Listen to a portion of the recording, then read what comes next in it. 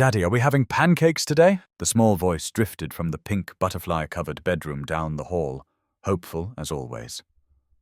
Daniel Mitchell rubbed his eyes, squinting at the glowing numbers on his alarm clock. 5:30 a.m. Tuesday.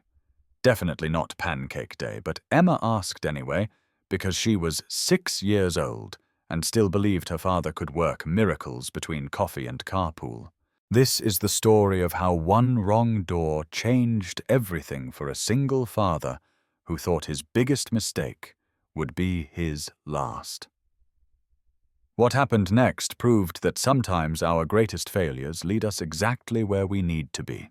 Before we continue, please tell us where in the world are you tuning in from. We love seeing how far our stories travel. Daniel's bare feet hit the cold hardwood floor of their small Portland apartment. Outside Oregon, rain drummed against the windows in that steady rhythm that had become the soundtrack of their lives. 3 years of this routine. 3 years since Sarah had left, claiming motherhood felt like drowning, that she needed to find herself somewhere Emma's sticky fingers couldn't reach. Not pancakes, sweetheart. Daniel called back, padding to the kitchen in his rumpled pajamas. But how about toast with that strawberry jam you love? The apartment was small, barely 900 square feet, but it was theirs. Emma's artwork covered the refrigerator like colorful bandages over the dents and scratches. Crayon butterflies danced across construction paper skies, each one signed with her careful crooked letters EMMA in purple marker, because purple was the color of magic she'd informed him solemnly last month.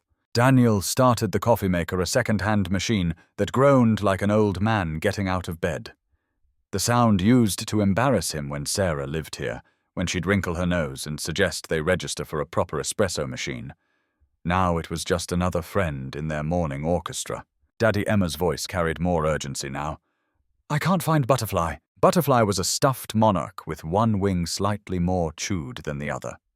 She'd been Emma's constant companion since her 3rd birthday, through the ugly divorce proceedings, through the nights when Emma woke up asking why Mommy didn't love them enough to stay. Check under your pillow, Daniel called, dropping 2 slices of bread into the toaster. He knew exactly where Butterfly would be. Emma had a habit of tucking her treasures under her pillow like a small, worried squirrel. The morning light filtering through their kitchen window was grey and watery, typical for October in Portland. Daniel loved this city, despite the rain, or maybe because of it. The weather matched his mood, most days overcast, but not without hope. There was something honest about Portland's drizzle, something that didn't pretend to be anything other than what it was. Found her Emma's triumphant shout was followed by the rapid patter of small feet. She appeared in the doorway wearing mismatched socks, pink pajama pants with dancing ponies, and a serious expression that meant she had important things to discuss. Daniel crouched down to her level, something Sarah had never done. His ex-wife had always stood above Emma, talking down in that patient voice adults use when they're explaining why the sky is blue to someone they assume won't understand the real answer. What's on your mind, butterfly girl? Emma twisted one bare toe against the floor the way she always did when weighing her words carefully. Mrs. Patterson's daughter came to visit yesterday. She brought her baby, and the baby called Mrs. Patterson Grandma. And then Mrs. Patterson asked me if I had a grandma, and I said no because Grandma Miller lives in Florida, and we never see her, and Grandma Sarah doesn't want to see us anymore. Daniel's chest tightened. Mrs. Patterson was their elderly neighbor, kind-hearted, but sometimes lacking the filter that comes with raising small children in a complicated world. That must have felt sad, Daniel said, because Emma needed her feelings acknowledged, not dismissed. It did. But then I thought maybe we don't need a grandma right now. Maybe what we need is a mommy who stays. The toast popped up with a cheerful ding that seemed inappropriate for the weight of Emma's words. Daniel bought himself a moment, spreading strawberry jam, trying to find the right response that wouldn't make promises he couldn't keep, or diminish the hope that kept his daughter's world bright. What kind of mummy would you want? He asked carefully. Emma climbed onto her booster seat, swinging her legs as she considered this question with the seriousness of a Supreme Court justice. Someone who knows about butterflies, Someone who doesn't get mad when I spill juice. Someone who wants to stay forever and ever, even when things are hard. Daniel handed her the toast cut into triangles because she'd decided squares were for babies last month. Those sound like very good qualities. Do you think there's someone like that who might want to be our family? The question hung in the air between them, heavy with all the things Daniel couldn't say. That he was exhausted from being everything to everyone. That he sometimes lay awake at night, terrified he wasn't enough. That he'd stopped believing in fairy tale endings the day he'd found Sarah's note on the kitchen counter and Emma asking where Mommy went. I think Daniel said slowly that families come in all different shapes. And right now, our family is you and me, and we're pretty great together. Emma nodded seriously, as if filing this information away for future reference. But if someone wanted to join our family, and they were really nice and they loved butterflies, would that be okay? That would be okay. Daniel said, his heart breaking just a little at her hope. But you know what? What? Even if it's just us forever, we're going to be just fine. Emma grinned, strawberry jam decorating the corner of her mouth like a small, sweet kiss. I know, Daddy. We're a good team. 20 minutes later, they were in Daniel's 10-year-old Honda Civic, weaving through Portland's morning traffic. Emma sat in her booster seat behind him, chattering about the butterfly life cycle project her first-grade class was starting. Did you know butterflies start as caterpillars, and then they build a chrysalis, which is like a house made of silk, and they stay inside for a really long time until they're ready to fly? I did know that, Daniel said, checking his rearview mirror. What happens if they come out too early? Mrs. Chen says they're not ready yet. They have to wait until they're completely transformed or they might get hurt. Daniel thought about transformation, about the ways people changed when they had no choice but to grow stronger. He'd been a different person 3 years ago, softer around the edges, more trusting. Now he felt like he was still in his own chrysalis, not quite ready to emerge, but not sure he'd ever be. Emma's school was a cheerful brick building with a playground that always seemed too small for the energy of 400 elementary students. Daniel pulled into the drop-off line behind a sleek black SUV that probably cost more than his annual salary. Have a great day, butterfly girl, he said, turning to unbuckle her seatbelt. Emma threw her arms around his neck, squeezing tight. I love you, Daddy. Even if you make terrible pancakes. I don't make terrible pancakes, Daniel protested, laughing, despite the early hour. You burn them every time. Those are crispy pancakes, very sophisticated. Emma giggled, grabbing her butterfly backpack that was almost as big as she was. Daniel watched her run toward the school entrance, her backpack bouncing with each step. She never looked back because she trusted absolutely and completely that he would be there when she came out at 3:15. That trust was everything. It was also terrifying. Daniel drove through downtown Portland, past food trucks and coffee shops, and the kind of people who made organic living look effortless. Blake Industries rose from the business district like a glass and steel monument to success, 32 floors of corporate achievement that made Daniel feel small every time he walked through its lobby. He'd been working there for 2 years, ever since his previous accounting firm had downsized, and he'd needed steady employment with good health insurance. Emma's medical bills from a broken arm the year before had taught him the value of comprehensive coverage and the terror of deductibles that could sink a single father's budget. The parking garage was already half full, senior staff claiming the spots closest to the elevators. Daniel parked in the far corner next to a concrete pillar marked with someone's scraped paint. He grabbed his coffee mug and the leather messenger bag Sarah had given him for his birthday 4 years ago, back when she still believed they could build something lasting together. The elevator to the 8th floor hummed with quiet efficiency. Daniel shared the space with 3 other people in business attire, all of them staring at their phones with the focused intensity of those checking emails that might determine their day's trajectory. His cubicle sat in the corner of an open office plan designed by someone who'd clearly never tried to concentrate while listening to 12 different phone conversations at once. Daniel's desk was neat, organized, with the precision of someone who'd learned that chaos in one area of life was manageable only if everything else remained perfectly controlled. His computer screen displayed the quarterly report that needed to be delivered upstairs today. 3 months of data analysis, client retention studies, revenue projections. Numbers that told the story of Blake Industries' continued growth and market dominance, all reduced to charts and graphs that board members would skim during their coffee breaks. Mitchell. His supervisor, Gary Chen, appeared at his cubicle entrance, looking harried. Gary was 5 years younger than Daniel, but had an MBA from a prestigious university, and the kind of confidence that came from never doubting his place in the world. Morning, Gary. I need you to take the quarterly report to conference room B on the 15th floor. Board meeting starts at 10:30. Daniel checked his watch. 9:45 a.m. Plenty of time, and more importantly, a chance to see the executive floors that existed somewhere above his daily reality, like a corporate Mount Olympus. I can handle that, Daniel said, gathering the bound report and checking that his tie was straight. First impressions mattered even when you were just the messenger. Don't screw this up, Gary. Added, with the casual cruelty of someone who'd never worried about losing a job that paid for his child's health insurance. These people notice everything. Daniel took the elevator to the 15th floor, watching the numbers climb past departments he'd never seen. Executive offices occupied the top floors of Blake Industries, separated from the worker bees below by more than just vertical distance. The hallway was pristine, all polished marble and abstract art that probably cost more than Daniel's annual salary. Floor-to-ceiling windows offered views of Portland's skyline, the Willamette River winding through the city like a silver ribbon. Conference room B should be at the end of the hall according to the directory.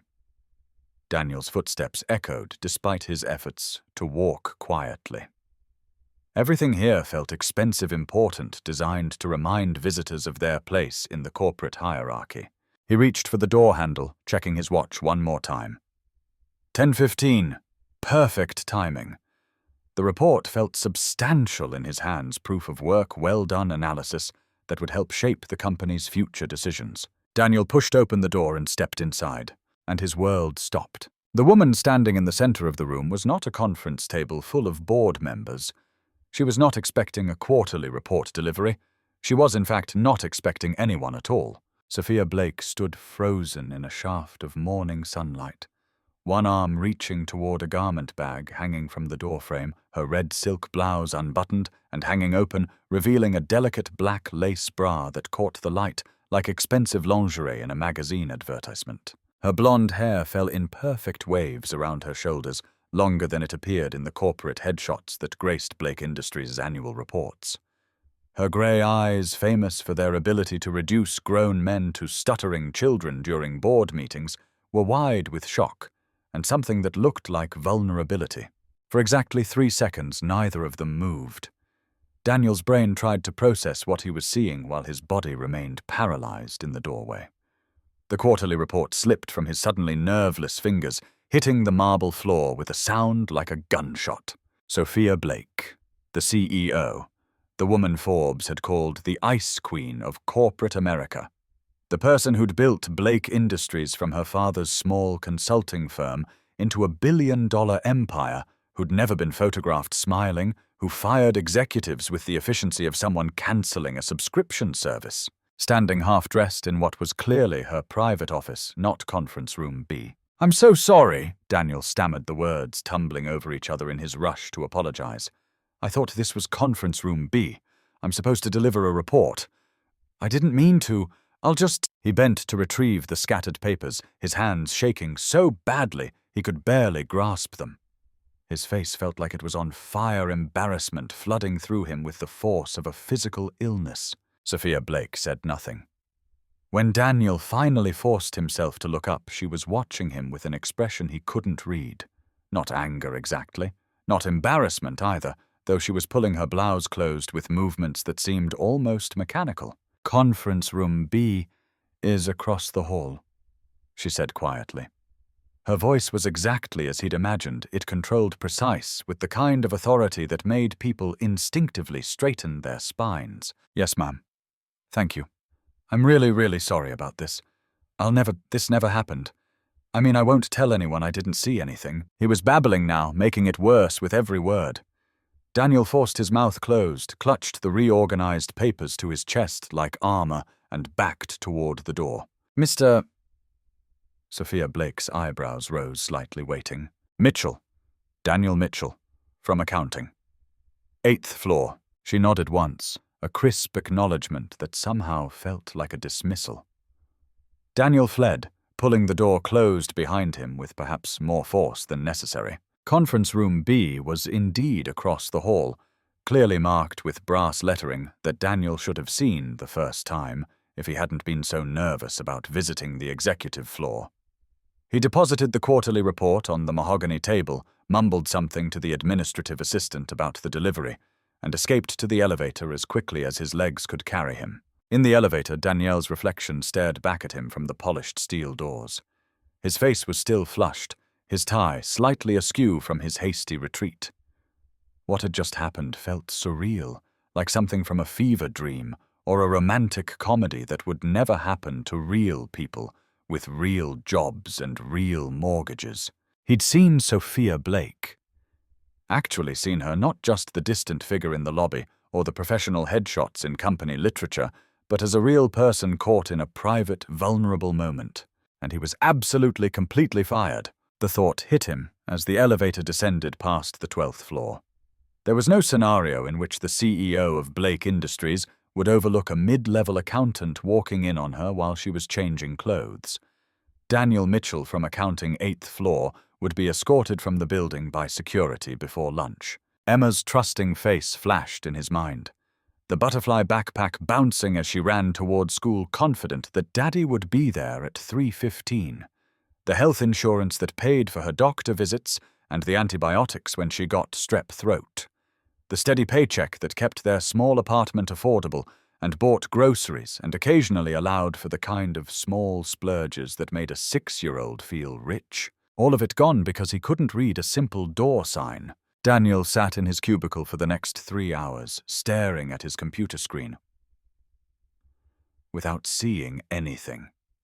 Every footstep in the hallway made him tense, waiting for Gary Chen or someone from Human Resources to appear with a cardboard box and a security escort.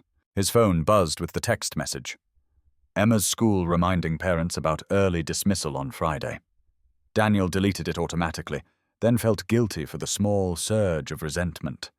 How could he think about early dismissal when his career was imploding? The call came at 2:17 p.m. Daniel Mitchell. The voice was professional, female, unfamiliar. Speaking. This is Jessica from Executive Affairs.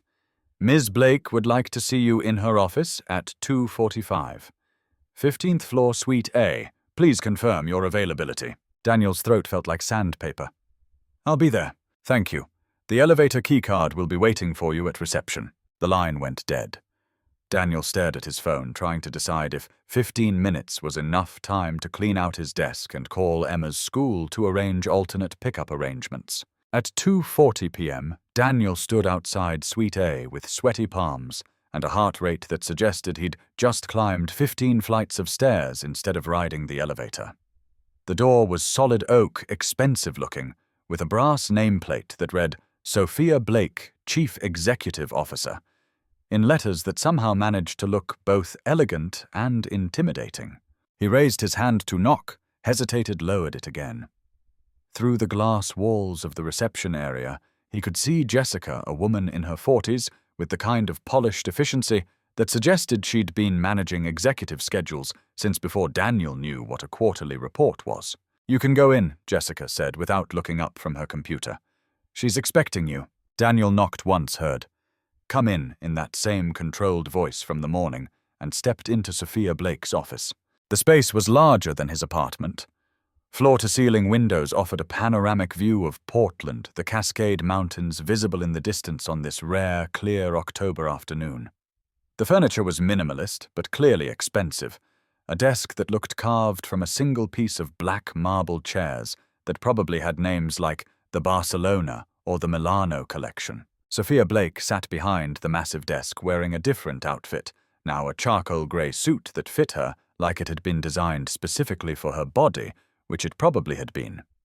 Her blonde hair was pulled back in a sleek bun that revealed the elegant line of her neck. She looked exactly like what she was, a woman who controlled millions of dollars and thousands of jobs with the kind of casual authority most people never achieved in any area of their lives. Sit, she said, gesturing to one of the chairs facing her desk. Daniel sat trying not to think about how much the leather chair probably cost, or how his shoes looked scuffed against the pristine marble floor. Sophia Blake looked at him for a long moment, her grey eyes unreadable. Daniel tried to meet her gaze, failed, and found himself staring at the edge of her desk instead. Mr. Mitchell. Yes, ma'am. You delivered the quarterly report this morning. Yes, ma'am. You were supposed to leave it in conference room B. Yes, ma'am. Daniel's voice came out as barely more than a whisper. I'm really sorry about... Sophia held up one perfectly manicured hand. He stopped talking. I read your proposal last month, she said, opening a leather portfolio on her desk. The one about streamlining our client onboarding process. Your supervisor dismissed it, said it was too ambitious for someone at your level. Daniel blinked. He'd spent 2 weeks working on that proposal during his lunch breaks, analyzing inefficiencies he'd noticed while processing client files. Gary Chen had barely glanced at it before returning it with a note saying the company's current procedures were adequate for operational needs. I disagreed with his assessment. Sophia continued. I thought it showed initiative, clear thinking, an understanding of our organizational challenges that most senior staff don't demonstrate. She slid a single sheet of paper across the desk toward him. Daniel picked it up with hands that were still trembling slightly. It was a project outline with his name already typed at the top Client Experience Optimization Initiative. Project Director, Daniel Mitchell. I'm launching a pilot program, Sophia said, leaning back in her chair. 6 months small team, your proposal as the foundation. I want you to lead it. Daniel stared at the paper, trying to make sense of the words. This was not how getting fired was supposed to work. This was not how anything was supposed to work. I don't understand, he said. This morning was unfortunate for both of us, Sophia said, her expression unchanged. But it doesn't change the fact that you have good ideas, and this company needs good ideas. I don't make business decisions based on embarrassment. I make them based on value. You have value, Mr. Mitchell. The room felt like it was spinning slightly. Daniel had walked in here expecting termination, and was instead being handed the kind of opportunity he'd been hoping for since the day he'd started working at Blake Industries. Do you want the position or not? Sophia asked. I want it, Daniel said, surprised by how steady his voice sounded. Good. She stood, extending her hand across the desk. You'll report directly to me. We'll meet twice a week to review progress. I expect results. I expect professionalism. I expect you to prove that my decision was correct. Daniel stood as well, shaking her hand. Her grip was firm, brief, warmer than he'd expected. Understood, he managed. Jessica will send you the details this afternoon. Your first meeting is Thursday at 9 a.m. Don't be late. I won't be. Daniel turned to leave, his head still spinning with the impossibility of what had just happened. Mr. Mitchell. He stopped, looked back. Sophia Blake was watching him with that same unreadable expression, but something in her grey eyes had shifted. Something that looked almost like honesty. The door was unlocked this morning, she said quietly. I should have locked it. The mistake wasn't entirely yours. Daniel didn't know what to say to that admission, so he nodded and left, walking through the reception area in a daze. In the elevator, he leaned against the wall and let out a breath he felt like he'd been holding for hours.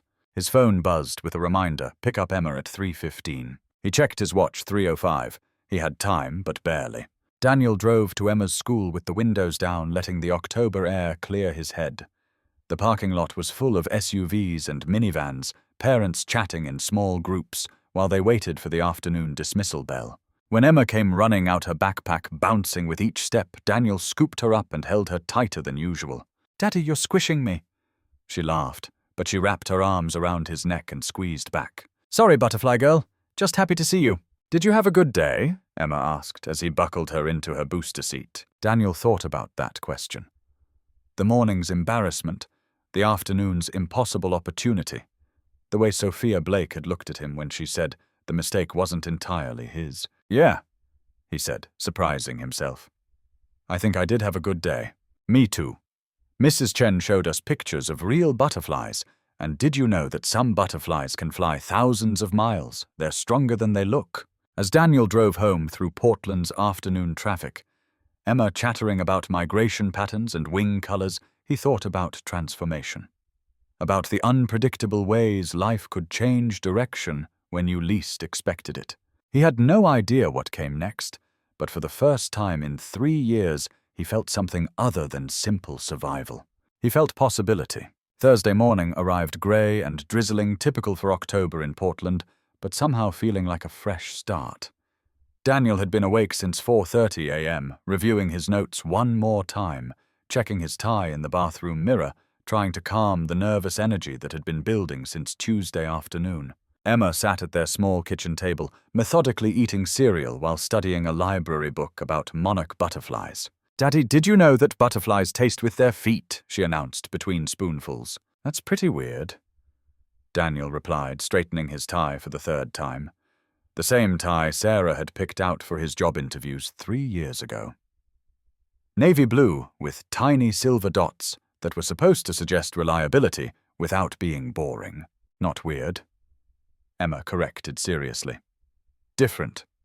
Mrs. Chen says different isn't bad, it's just another way of being in the world. Daniel crouched down beside her chair, struck by the simple wisdom of first-grade teachers who understood that 6-year-olds needed permission to exist exactly as they were. "Mrs. Chen sounds pretty smart." "She is. Are you nervous about your new job?" a little Daniel admitted. Emma had a way of seeing through adult pretenses with the clarity that came from not yet learning that feelings were supposed to be hidden. "You'll be great," she said matter-of-factly, then returned to her book. "Oh, and butterflies can see colors we can't see. They live in a more colorful world than we do." Daniel kissed the top of her head, breathing in the scent of strawberry shampoo and childhood innocence. "Have a wonderful day, butterfly girl. Mrs. Rodriguez will pick you up at 3:15, remember?" "I remember. Love you, Daddy. Love you more." Blake Industries looked different this morning, less like a corporate fortress and more like a place where actual work happened. Daniel rode the elevator to the 15th floor with a portfolio of notes he'd organized and reorganized until midnight, trying to anticipate every possible question Sophia Blake might ask. Jessica looked up from her computer as he approached. "Good morning, Mr. Mitchell. Ms. Blake is ready for you." Daniel knocked on the familiar oak door, heard, "Come in," and stepped into Sophia Blake's office for the 2nd time in his career. She sat at the small conference table by the windows instead of behind her imposing desk, a subtle gesture that somehow made the space feel more collaborative and less like a judgment tribunal. The morning light caught the gold highlights in her blonde hair, which was pulled back in the same sleek style as before. "Punctual," she observed, checking her watch. "Good. Sit." Daniel took the chair across from her, noting the leather portfolio and silver pen that probably cost more than his monthly car payment. Everything in Sophia Blake's world seemed designed to remind people of the vast difference between corporate success and middle management survival. "Walk me through your implementation strategy," she said without preamble. Daniel opened his portfolio and began talking. He'd practiced this presentation in front of his bathroom mirror, but facing Sophia Blake was entirely different from facing his own reflection. She listened without interrupting, her grey eyes focused on him with the kind of attention that made him feel like every word mattered. Her expression gave nothing away. Daniel couldn't tell if she was impressed, bored, or calculating how quickly she could replace him with someone more qualified. When he finished explaining his timeline and methodology, Sophia tapped one finger against the conference table, once, twice, 3 times. The only sound that betrayed any thought process behind her composed facade. "Your timeline is optimistic," she said finally. "I can adjust it if..." "Don't adjust it. Optimism is useful. Just be prepared for delays that aren't under your control." She pulled out her own portfolio, sliding a budget breakdown across the table. The numbers were significantly higher than Daniel had expected, higher than he'd dared to hope for. "You'll have access to these resources," Sophia said. "Use them wisely. I don't tolerate waste or inefficiency." "Understood." They worked through logistics for the next hour. Software requirements, personnel allocation, reporting structures. It was all business professional efficient. But every time their eyes met across the table, Daniel felt the weight of Tuesday morning's embarrassing encounter. If Sophia Blake felt that same awkward awareness, she showed no sign of it. Her demeanor was exactly what he'd expected from the woman Forbes had dubbed the Ice Queen, brilliant, demanding, completely in control. Weekly progress reports, she said, making notes in precise handwriting that looked like it belonged on expensive wedding invitations. Every Tuesday by 5 p.m. I'll review them Wednesday morning, and we'll meet Thursday at 9 a.m. to discuss any issues. That works for my schedule, Daniel said, then immediately worried that sounded presumptuous. Sophia Blake raised one perfectly shaped eyebrow. Mr. Mitchell, you don't have a schedule anymore. You have this project, and this project has whatever schedule it requires. Your previous responsibilities will be redistributed. The casual way she rearranged his entire professional life was breathtaking. Daniel had been processing invoices and filing reports for 2 years, comfortable in the predictable rhythm of tasks that could be completed and checked off a list. Now he was being handed something vast and undefined, with a budget that could change people's careers and a timeline that depended on his ability to manage resources he'd never touched before. Any questions? Sophia asked. Just one. Why me? The question slipped out before Daniel could stop it. Sophia Blake studied him for a moment, her head tilted slightly as if he'd surprised her. Because you saw the problem and proposed a solution, she said. Most people in this company are comfortable identifying what's wrong. Very few are willing to suggest how to fix it. Even fewer have ideas worth implementing. She stood extending her hand. Daniel stood as well, shaking it with the same firm, brief contact as before. Next meeting is Thursday at 9, she repeated. Bring preliminary data and at least 3 potential obstacles you've identified. I'll be ready. Daniel left the office feeling like he'd survived something important. The elevator ride to the 8th floor gave him time to process what had just happened. He had a real project, a real budget, real responsibility. And he was terrified he'd disappoint the woman who'd just placed an enormous bet on his potential. His cubicle felt smaller when he returned, like he'd outgrown it in the space of an hour. Daniel opened his laptop and began the work of transforming a theoretical proposal into an actual implementation plan. Around lunchtime, his co-worker Mike Chen leaned over the cubicle partition. Mike was Gary's younger brother, hired 6 months ago, fresh out of college, with the kind of casual confidence that came from never doubting his place in the corporate hierarchy. Heard you got promoted, Mike said, not bothering to hide his curiosity. Working directly with Blake now. That's either really good or really bad news. What do you mean? I mean, people who get Sophia Blake's personal attention either skyrocket or crash and burn. There's not much middle ground with her. Mike lowered his voice conspiratorially.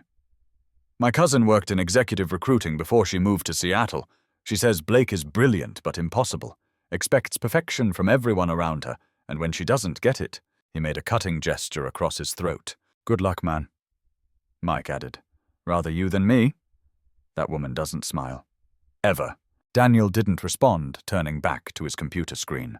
But Mike's words lingered as he worked through the afternoon building spreadsheets and contact lists and project timelines. Sophia Blake hadn't smiled during their meeting. She'd been professional, direct, demanding. But there had been something else. Something in the way she'd listened to his ideas and asked follow-up questions that suggested she was actually interested in what he had to say.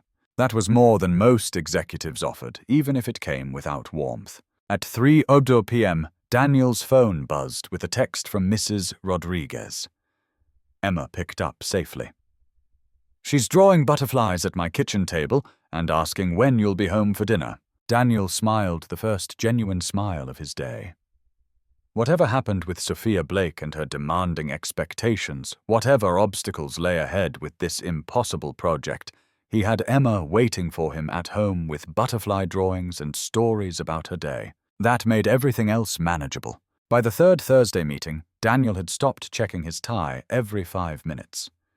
The initial terror of disappointing Sophia Blake had settled into a focused determination to prove he deserved the opportunity she'd given him. Their routine had become predictable. 9 a.m. sharp conference table by the Windows portfolio reviews and progress updates delivered with the efficiency of a military briefing. Sophia Blake asked sharp questions and expected sharper answers. But she also listened. Really listened, which was more than Daniel could say for most executives he'd encountered. This morning felt different, though Daniel couldn't identify exactly why. Maybe it was the way autumn light streamed through the floor-to-ceiling windows, softening the edges of Sophia's otherwise immaculate office. Or maybe it was the fact that his preliminary results were strong enough that he no longer felt like he was one mistake away from termination. Client feedback from the pilot program, Daniel said, sliding a summary across the table. 92% satisfaction rate. Average processing time reduced by 38%. Cost reduction of 22% per transaction. Sophia Blake reviewed the numbers without expression, though Daniel had learned to recognize the subtle signs that indicated approval. The slight relaxation of her shoulders, the way she set the papers down with deliberate precision, instead of the quick dismissive gesture she used for disappointing news. "These are solid results," she said. "Better than projected. Thank you. Don't thank me. Thank yourself and your team. I just provided resources." It was the closest thing to praise Daniel had heard from her, and he felt a small surge of pride that he tried not to let show on his face. They were reviewing the expansion timeline when Sophia's phone buzzed on the conference table. She glanced at it, frowned slightly, and turned it face down. 2 minutes later it buzzed again. This time Daniel caught a glimpse of the caller ID mother. Sophia Blake ignored it completely, continuing their discussion of departmental coordination as if nothing had happened. The third buzz came just as Daniel was explaining a potential bottleneck in the client intake process. This time, Sophia's jaw tightened almost imperceptibly before she picked up the phone. "Excuse me," she said, standing and walking toward the windows. She answered with her back to Daniel. "Mother, I told you I'm in a meeting." Even from across the room, Daniel could hear the sharp, demanding voice on the other end of the line. He tried to focus on his notes, giving Sophia privacy for what was clearly a personal conversation, but her responses were impossible to ignore. "No, I am not coming to the gala. We discussed this, because I have a company to run. I don't care what the Worthingtons think about my absence." The conversation continued for another minute, each exchange revealing more frustration in Sophia's carefully controlled voice. When she finally said goodbye and ended the call, she stood at the windows for a long moment with her back still turned. Daniel watched her reflection in the glass, saw the way her shoulders had tensed, the careful way she composed herself, before turning around. When she faced him again, her expression was smooth and professional, but something had changed. For just a moment, she hadn't been the ice queen of corporate America. She'd been a daughter dealing with a difficult parent, someone whose personal life intruded on her professional space, just like everyone else's did. "Where were we?" she asked, settling back into her chair. "The intake process," Daniel said quietly. They finished the meeting without further interruption, but the dynamic had shifted in some subtle way. Sophia Blake was still demanding, still sharp, still completely in control of every detail they discussed. But Daniel had seen the crack in her armor, the evidence that she was human underneath all that expensive perfection.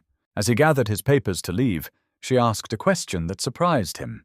"How old is your daughter?" Daniel looked up from his portfolio. 6. "Her name is Emma. Childcare must be difficult with your new schedule." "I manage. My neighbor helps when I work late." Sophia Blake nodded but didn't elaborate. The fact that she'd asked at all felt significant, though Daniel couldn't say exactly why. "Same time next Thursday," she said, the dismissal clear in her tone. "I'll be here." Daniel left the office thinking about the phone call, about the tension in Sophia Blake's voice when she spoke to her mother. It humanized her in a way that felt strangely intimate, like he'd been trusted with information she didn't usually share. The following week, their meeting ran long. Daniel had encountered a problem with software integration, something that required consultation with IT and a potential delay in the timeline. He'd prepared for Sophia's displeasure, armed with 3 alternative solutions and a revised schedule. Instead, she listened to his explanation with the same focused attention she brought to good news, asked relevant questions, and approved his recommended course of action without criticism. "Problems are inevitable," she said, making notes in her precise handwriting. "How you handle them is what matters." It was unexpectedly reassuring coming from someone whose reputation included zero tolerance for inefficiency. "You're doing good work, Mr. Mitchell," she added, almost as an afterthought. The comment caught Daniel off guard. Sophia Blake didn't offer casual compliments, which made this acknowledgement feel significant. "Thank you. That means a lot coming from you." "Why?" The direct question made Daniel pause. He'd expected her to simply accept the gratitude and move on. "Because you have high standards," he said carefully. "Because you could have given this project to someone with more experience, more credentials. Because you took a chance on me when no one else would have." Sophia Blake studied him across the conference table, her grey eyes unreadable. "I don't take chances, Mr. Mitchell. I make calculated investments. The early returns suggest this one is paying off." There was something almost warm in her voice, though her expression remained professionally neutral. Their meeting ended earlier than usual, but instead of the typical brisk dismissal, Sophia Blake walked him to the door of her office. It was a small gesture, barely noticeable, but it felt like an acknowledgement that their working relationship had evolved beyond simple supervisor and subordinate. "Same time next week," she said. "I'll be here." As Daniel waited for the elevator, he found himself thinking about the woman behind the corporate reputation. The daughter who fielded demanding phone calls from her mother. The executive who offered unexpected reassurance when projects hit obstacles. The person who remembered that he had a 6-year-old daughter and understood that single parenthood complicated professional responsibilities. Sophia Blake was still demanding, still intimidating, still completely in control of every interaction they had. But she was also more complex than the Ice Queen persona suggested, more human than the business magazines implied. Daniel wasn't sure what that meant, but he was looking forward to finding out. The call came at 10:15 on a Tuesday morning, while Daniel was deep in budget analysis, surrounded by spreadsheets that mapped the expansion of his client optimization program. He glanced at his phone, saw the school's number, and felt his stomach drop. Emma's school never called unless something was wrong. "Mr. Mitchell, this is Principal Watson at Riverside Elementary. Is Emma okay?" "Emma's fine, but we have a problem. She's in the office asking where you are. Dismissal was at 3:00 and she says no one came to pick her up." Daniel's blood turned to ice. He looked at his computer screen, at the clock in the corner that read 3:20 p.m. at the project timeline he'd been so absorbed in that he'd completely lost track of time. He'd forgotten to pick up his daughter. "I'm so sorry," Daniel said, already grabbing his jacket and keys. "I lost track of time. I'll be there in 15 minutes. We've been calling your emergency contact, but Mrs. Rodriguez isn't answering her phone." "Right." Mrs. Rodriguez had a doctor's appointment this afternoon. She'd mentioned it yesterday, but Daniel had been confident he'd remember to leave work early enough to handle pickup himself. "I'm on my way," Daniel said, already moving toward the elevator. He was halfway there when Sophia Blake spoke from behind him. "Mr. Mitchell." Daniel turned, his face flushed with embarrassment and panic. Sophia stood in the doorway of her office, wearing a red dress that made her look like she'd stepped out of a fashion magazine, her blonde hair catching the afternoon light. "I have to go," Daniel said quickly. "Family emergency. I'll send the updated numbers tonight." "What kind of emergency?" "My daughter. I forgot to pick her up from school. I'm never late. I never forget. But I was working on the expansion timeline and I just—" He was rambling now, the words tumbling over each other in his rush to explain and escape. Sophia Blake stepped fully into the hallway, her heels clicking on the marble floor. "I'll drive you," she said. Daniel stared at her. "What?" "Your car is in the far parking structure. Mine is in the executive garage. We'll get there faster." "You don't need to." "Come on!" It wasn't a request. Sophia Blake was already walking toward the executive elevator, and Daniel found himself following, too panicked about Emma to argue with the CEO's unexpected offer of assistance. The executive garage was exactly as pristine as everything else in Sophia Blake's world. Her car was a sleek black sedan that probably cost more than Daniel's annual salary, all clean lines and expensive engineering. Sophia drove with the same precision she brought to board meetings, efficient, controlled, but fast enough that Daniel knew they'd reach the school quickly. "Call them back," she said, handing him her phone. "Tell them you're 5 minutes away." Daniel made the call, his hands still shaking with adrenaline and guilt. Emma was probably scared, wondering why Daddy hadn't come when he was supposed to. He'd built his entire life around being the reliable parent, the one who always showed up, and he'd failed at the most basic requirement of single parenthood. "She's fine," Sophia said, glancing at him as they navigated Portland's afternoon traffic. Her voice was calmer than his, steadier.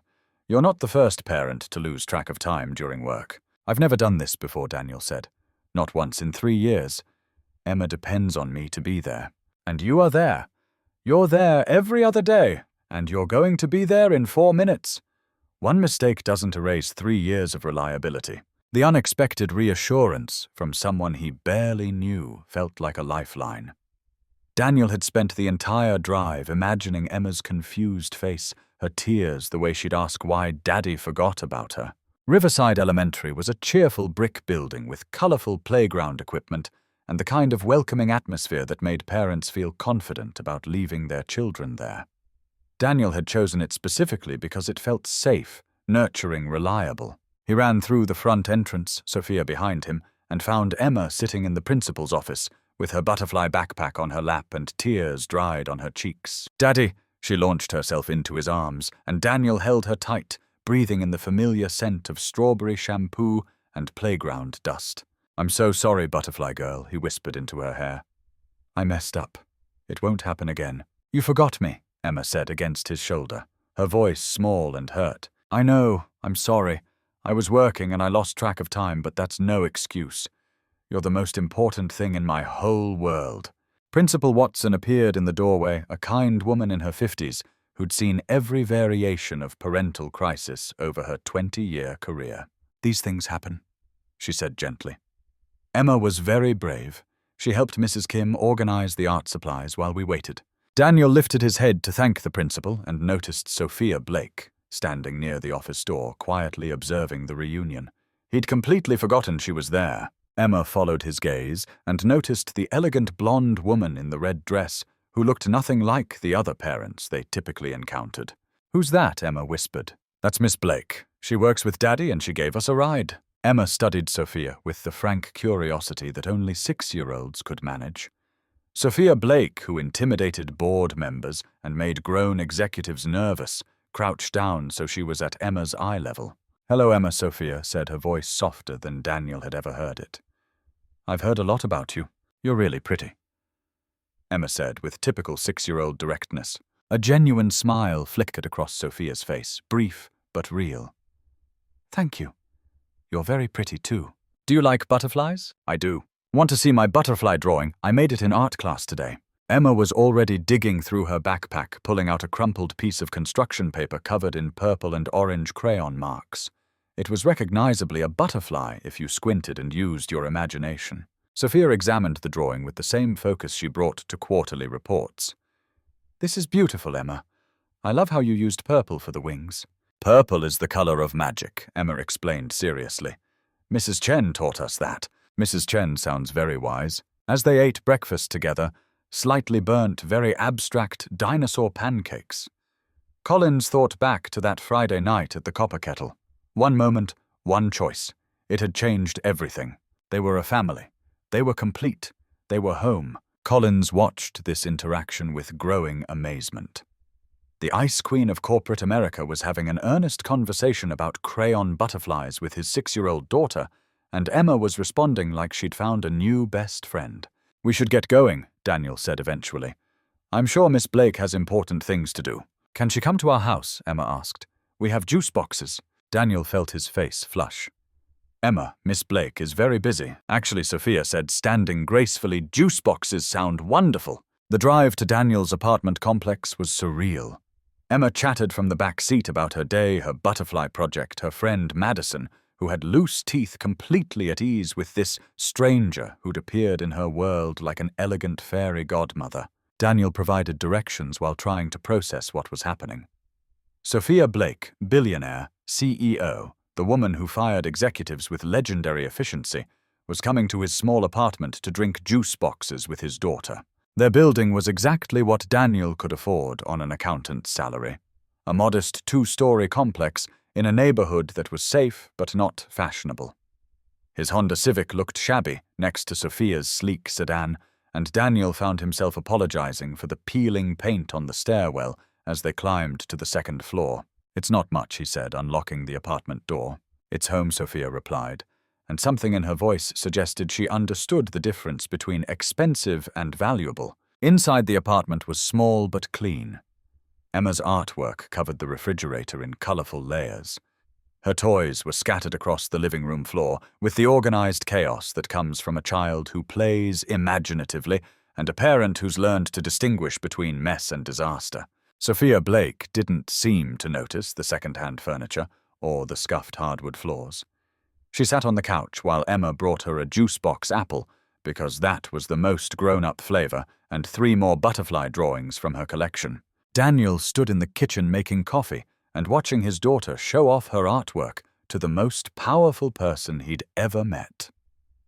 Sophia listened with genuine attention, asking questions about color choices and wing patterns, laughing at Emma's explanations of butterfly behavior she'd learned from library books. "Your girls are amazing," Sophia said softly to Daniel, as Aidan and Chloe chased a particularly bold duck near the water's edge.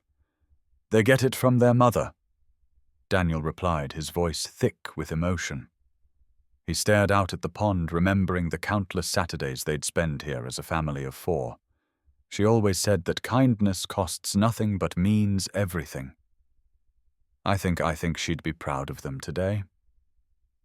"She would be," Sophia agreed, watching the girls laugh as the duck waddled away. "And she'd be proud of you too." As the afternoon stretched on, they talked. Really talked.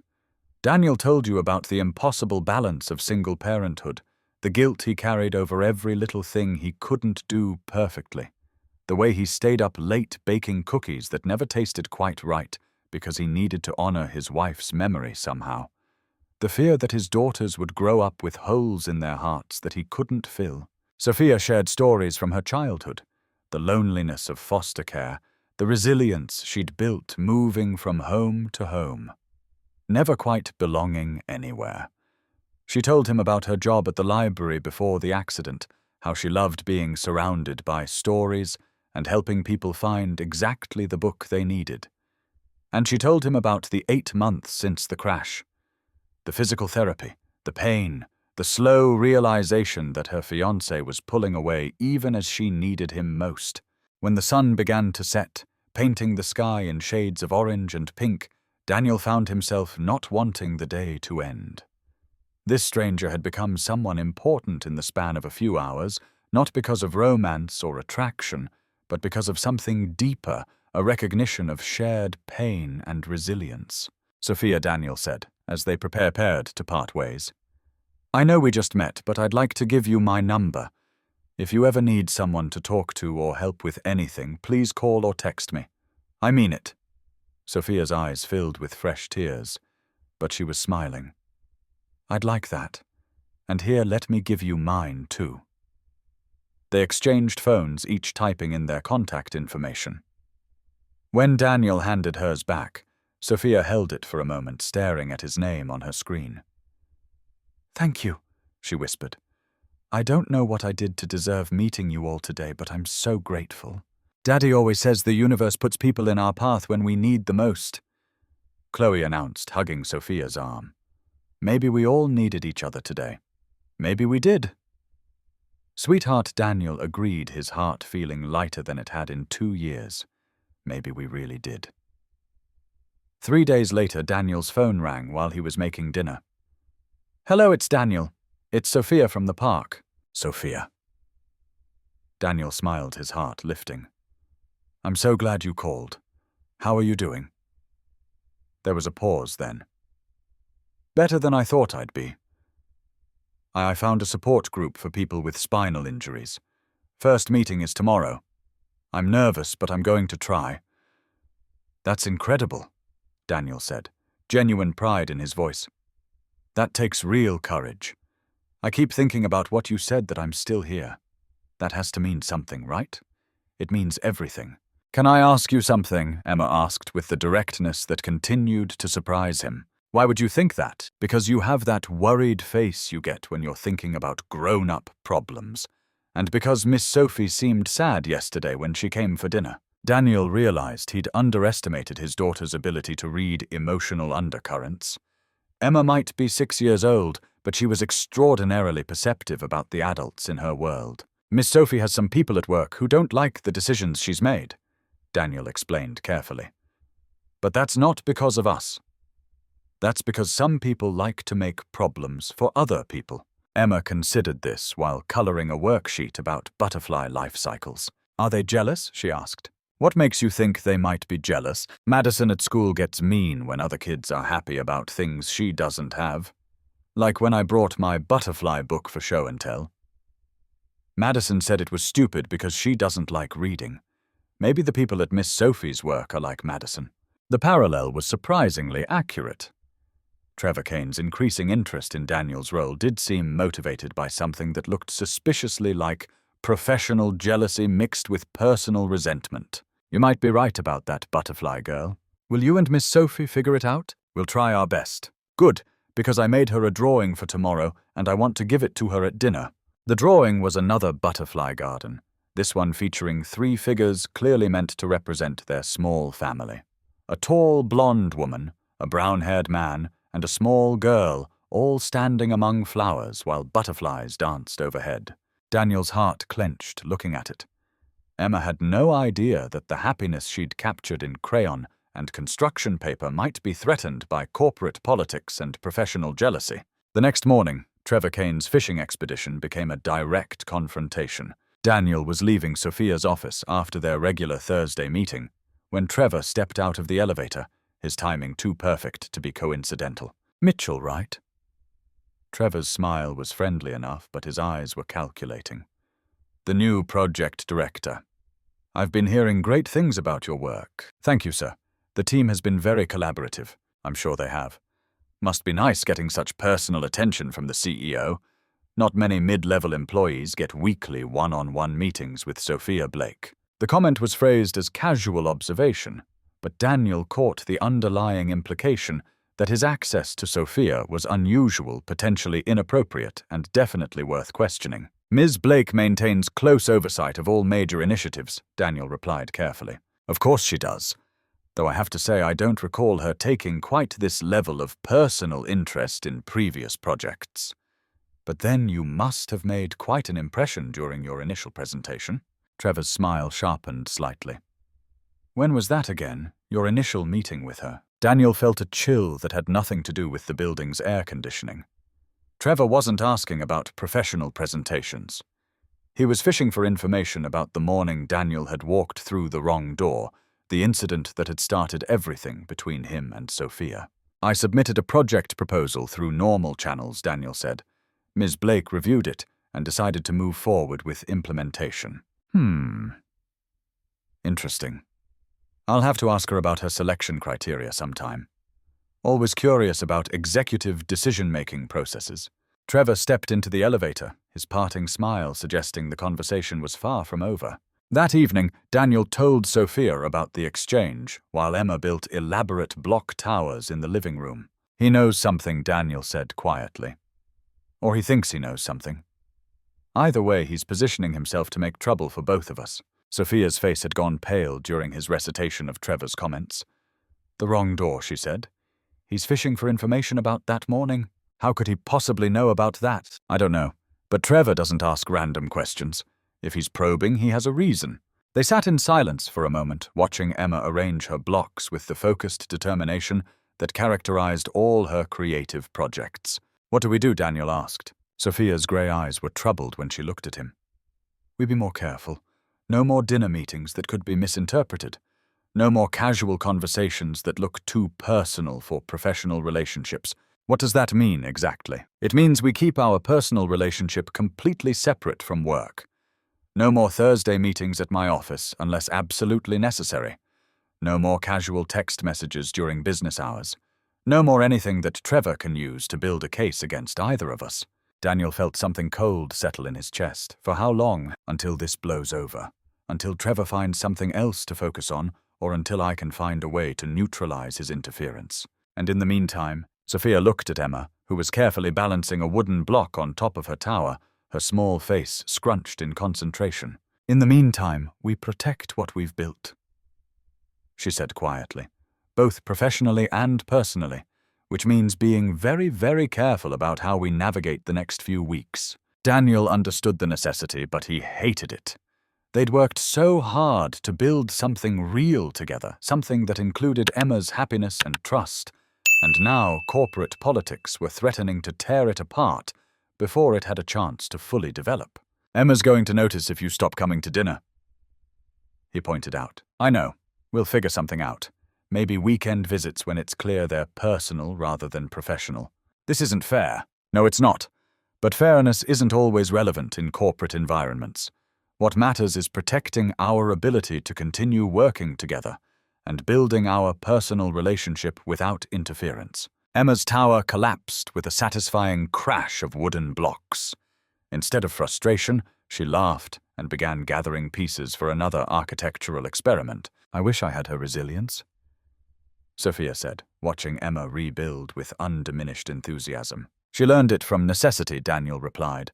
"When your world changes unexpectedly, you adapt, or you break." She chose to adapt, like her father, like all three of us. Sophia reached for his hand, squeezing gently. "We'll figure this out, Daniel. Whatever Trevor Kane thinks he knows, whatever trouble he tries to cause, we'll handle it together."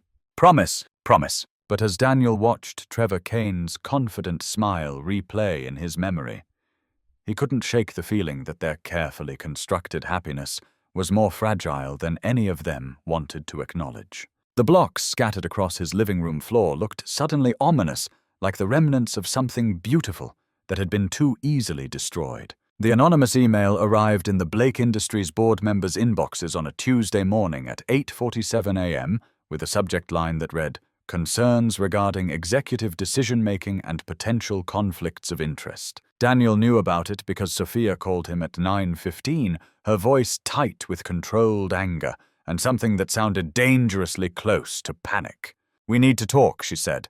"Not at the office. Meet me at Riverside Park in an hour." Daniel had never heard Sophia Blake sound rattled. Even during their most challenging project meetings, she maintained the kind of composed authority that made problems feel manageable. But now her voice carried an edge that made his stomach clench with dread. He called his supervisor to say he'd be working off-site for the morning, arranged for Mrs. Rodriguez to handle Emma's after-school pickup, and drove to the park with a growing sense that their carefully maintained professional boundaries had just collapsed completely. Sophia was sitting on a bench overlooking the Willamette River, wearing dark sunglasses despite the overcast October sky. She looked smaller, somehow less intimidating than she did behind her marble desk, or in the glass-walled conference room where she typically conducted business. "What happened?" Daniel asked, sitting beside her. Sophia handed him her phone, opened to an email that made his blood run cold. "Dear board members," it began. "I feel obligated to bring to your attention certain irregularities in project allocation and executive oversight that may indicate compromised professional judgment and potential conflicts of interest within our organization." The email went on to outline Daniel's rapid promotion from mid-level accountant to project director, complete with specific dates and details about his unusual level of access to CEO Sophia Blake. It mentioned their regular Thursday meetings, the fact that his project had received funding levels unprecedented for pilot programs, and raised questions about the selection criteria used for such a significant professional advancement. Most damaging was the final paragraph. "I believe these decisions may be influenced by factors beyond professional merit, and I respectfully request a formal review of both the project allocation process and the appropriateness of the ongoing working relationship between Ms. Blake and Mr. Mitchell." The email was signed "A Concerned Employee" with an anonymous email address that provided no identifying information. Trevor Kane, Daniel said, his voice flat with certainty. "Almost certainly, but I can't prove it, and the board is taking this seriously." Sophia's hands were clenched in her lap, her knuckles white with tension. "They've called an emergency executive session for Friday afternoon. I'll be expected to address these concerns and provide documentation about my decision-making process." "What kind of documentation?" "Everything. Your personnel file the original project proposal, budget allocations, meeting records, progress reports. They'll want to see a complete timeline of our professional interactions and justification for every decision I made regarding your advancement. Daniel felt sick. What about our personal relationship? Do they know about that? Not specifically. The email focuses on professional impropriety, not personal connections, but if they start digging deeper, she trailed off, the implication clear. If the board discovered that the CEO was romantically involved with an employee, she'd promoted dating the single father whose daughter called her Miss Sophie and drew pictures of their family, the scandal would destroy both their careers and probably trigger a company-wide investigation that would make their current problems look manageable. What do we do? Sophia was quiet for a long moment, staring out at the river, where a family of ducks paddled contentedly along the shoreline, oblivious to human complications. Professionally, I present the evidence that your promotion was based entirely on merit. Your project results are exceptional, your team feedback is outstanding, and your original proposal was brilliant. I can justify every decision I made regarding your advancement. And personally, we have to be very careful not to give them any additional ammunition. No contact outside of essential business communications. No personal visits, no casual conversations, no anything that could be misinterpreted as inappropriate professional behavior. Daniel felt something cold settle in his chest. For how long? Until this investigation is complete and the board is satisfied that there's no basis for their concerns. Could be weeks, could be months. Emma's going to notice if you disappear from our lives completely. Sophia's composure cracked slightly. I know. God, I know. This is going to hurt her, and that's the part I can't stand. She's been so happy, so secure with our little family routine, and now we have to disrupt all of that because some vindictive man wants to play corporate politics. It's not your fault. Isn't it I'm the one who chose to pursue a personal relationship with an employee? I'm the one who let professional boundaries blur. I should have been more careful, should have anticipated this kind of scrutiny. Daniel reached for her hand, then stopped himself, remembering they were in public where anyone might be watching. You chose to give someone a chance based on merit. You chose to build something real with two people who love you. Those aren't mistakes, Sophia. They are if they destroy your career and traumatize Emma. They won't. We won't let that happen. But even as Daniel said the words, he wasn't sure he believed them. Trevor Kane had played this perfectly, timing his anonymous accusations to maximize damage while protecting himself from direct retaliation. The board would have to investigate if only to protect the company from potential lawsuits or bad publicity. And during that investigation, every interaction between Daniel and Sophia would be scrutinized for signs of inappropriate professional conduct. I need to ask you something, Sophia said quietly. And I need you to be completely honest. Anything. If continuing this relationship, personal and professional, puts your job at risk, puts Emma's stability at risk, would you rather step back? End things before they get worse. Daniel looked at this woman he'd fallen in love with, seeing the fear and uncertainty she was trying so hard to hide behind her professional composure. Are you asking because you want to step back? I'm asking because I need to know you're in this completely, even when it gets difficult. Because it's going to get difficult, Daniel. They're going to question everything we've done, every decision I've made, every meeting we've had. They might dig into our personal lives, ask questions about our relationship, demand proof that my professional judgment hasn't been compromised. And if they find out about us, if they find out we're dating, that I've been having dinner at your apartment that Emma calls me, Miss Sophie, that we're building something real together? Sophia's voice was strained. It could end both our careers. There are ethics policies about executive relationships with subordinate employees, disclosure requirements. I've violated professional conduct standards I've probably breached. Daniel was quiet for a moment, processing the full scope of what they were facing. Then he looked at Sophia directly, his voice steady despite the fear churning in his stomach. I'm in this completely, he said. Whatever comes next, whatever questions they ask, whatever investigation they conduct. I'm not stepping back, and I'm not ending things. We'll deal with whatever consequences come from building something real together. Relief flooded Sophia's face. Thank you. I needed to know you weren't going to run when things got complicated. I'm not running, but I need you to promise me something too. What? That you won't sacrifice yourself to protect me.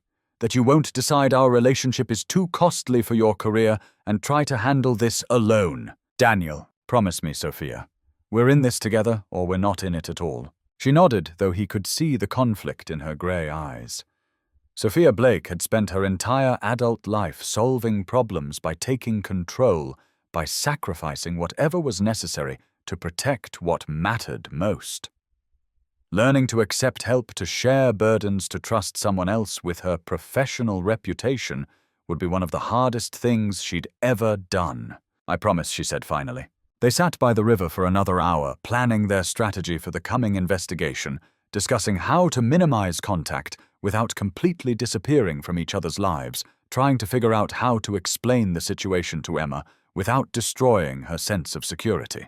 When they finally left, driving separately back to their respective responsibilities, Daniel felt like he was carrying something fragile and explosive, something that could either strengthen their relationship or destroy everything they'd built together. That evening, Emma sensed immediately that something was wrong. "Where's Miss Sophie?" she asked as soon as Daniel walked through the apartment door. "She had to work late tonight, butterfly girl. Is she still coming tomorrow?" Daniel knelt down to Emma's level, seeing his own worry reflected in her innocent face. "Miss Sophie might not be able to come to dinner for a while. She has some important work things she needs to handle." Emma's face fell. "Did we do something wrong?" "No, sweetheart. You didn't do anything wrong. Sometimes grown-ups have complicated work problems that take time to fix. But she'll come back right when the problems are fixed." Daniel pulled Emma into a hug, breathing in the scent of strawberry shampoo and childhood trust. "I hope so. Butterfly girl. I really hope so." But as he held his daughter, feeling her small body relax against him, Daniel couldn't shake the fear that Trevor Kane's investigation might cost them more than just their careers. It might cost them their family. The formal investigation began 3 days after the anonymous email, and Trevor Kane's involvement became impossible to ignore when he volunteered to serve on the review committee tasked with examining executive decision-making processes and resource allocation protocols. "It's a conflict of interest," Jessica whispered to Daniel as he waited outside the conference room where the committee was conducting interviews. "Trevor's been gunning for a promotion to executive level for 2 years. If he can discredit Sophia's judgment, it positions him as the obvious replacement for her responsibilities. Can't someone object to his participation? Who the other board members think he's being helpful by bringing this to their attention? They don't see the political maneuvering. They just see someone concerned about corporate governance." Daniel had been called to testify about his promotion process, his qualifications for the project director role, and his ongoing working relationship with Sophia Blake. The committee consisted of 3 board members he'd never met, the head of human resources, and Trevor Kane, who smiled at Daniel like they were old friends collaborating on something mutually beneficial. Mr. Mitchell began Margaret Westbrook, the board's longest-serving member, a woman in her 60s, with steel-grey hair and the kind of sharp intelligence that had built several successful companies before she'd transitioned to board advisory roles. "We appreciate you taking time to speak with us today. Of course, we're conducting a routine review of project allocation processes, specifically regarding the client optimization initiative you've been leading. Can you walk us through how you initially came to Ms. Blake's attention?" Daniel had prepared for this question, rehearsing an answer that was technically truthful, while omitting the embarrassing details of his wrong-door encounter with a half-dressed CEO. "I submitted a proposal through normal channels regarding inefficiencies I'd observed in our client onboarding process. Ms. Blake reviewed it and determined it had merit worth pursuing. And this proposal came from your work in accounting." "Yes, I'd been processing client intake files and noticed patterns that suggested opportunities for improvement." Trevor leaned forward slightly. "Had you worked on process improvement initiatives before this previous experience with project leadership?" "No, this was my first leadership role." "Interesting. So Ms. Blake promoted you from mid-level accounting to project director based on a single proposal, despite your lack of relevant experience." Daniel felt the trap being constructed. "She promoted me based on the quality of my ideas and my understanding of the issues that needed to be addressed. I'm sure she did. Trevor said, his tone suggesting he believed nothing of the sort. Can you tell us about your ongoing meetings with Ms. Blake? How often do you interact with her directly? Weekly progress meetings as needed for project oversight. Weekly one-on-one meetings with the CEO. That seems like unusually frequent access for a project director. In your previous role, how often did you interact with executive-level management? Rarely, but the scope of this project required close coordination with leadership. Margaret Westbrook consulted her notes. Mr. Mitchell, your project results have been exceptional. Client satisfaction up 22%, processing efficiency improved by 38%, cost reductions exceeding projections. These are impressive numbers. Thank you. However, she continued, the committee has questions about the selection process that led to your appointment. Were you aware of other employees who might have been qualified for this role? Other candidates Ms. Blake might have considered? I wasn't privy to Ms. Blake's decision-making process beyond my own involvement. Trevor's smile sharpened. Of course not. Though I have to say, for someone with no previous leadership experience, you've adapted remarkably quickly to your new responsibilities. Ms. Blake must have seen something special in you. The comment was loaded with implication, and Daniel felt heat rise in his face. Trevor was implying that Sophia's decision was based on something other than professional merit, without saying so directly enough to be challenged. The questioning continued for another hour, each inquiry designed to build the case that Daniel's promotion was irregular, possibly inappropriate, and definitely worth further investigation. Trevor asked about Daniel's personal circumstances, his single-parent status, whether Sophia had shown interest in his family situation, whether their professional relationship had extended beyond normal business parameters.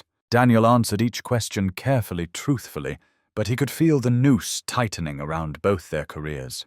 When the interview finally ended, he left the conference room feeling like he'd failed some test he hadn't known he was taking. That evening, Sophia called him from her home office, her voice strained with exhaustion. How did it go? She asked. Not well. Trevor's building a narrative about inappropriate favoritism and preferential treatment. He's suggesting your decision was based on something other than merit. What did you tell them? The truth. That my promotion was based on my proposal and my understanding of the issues.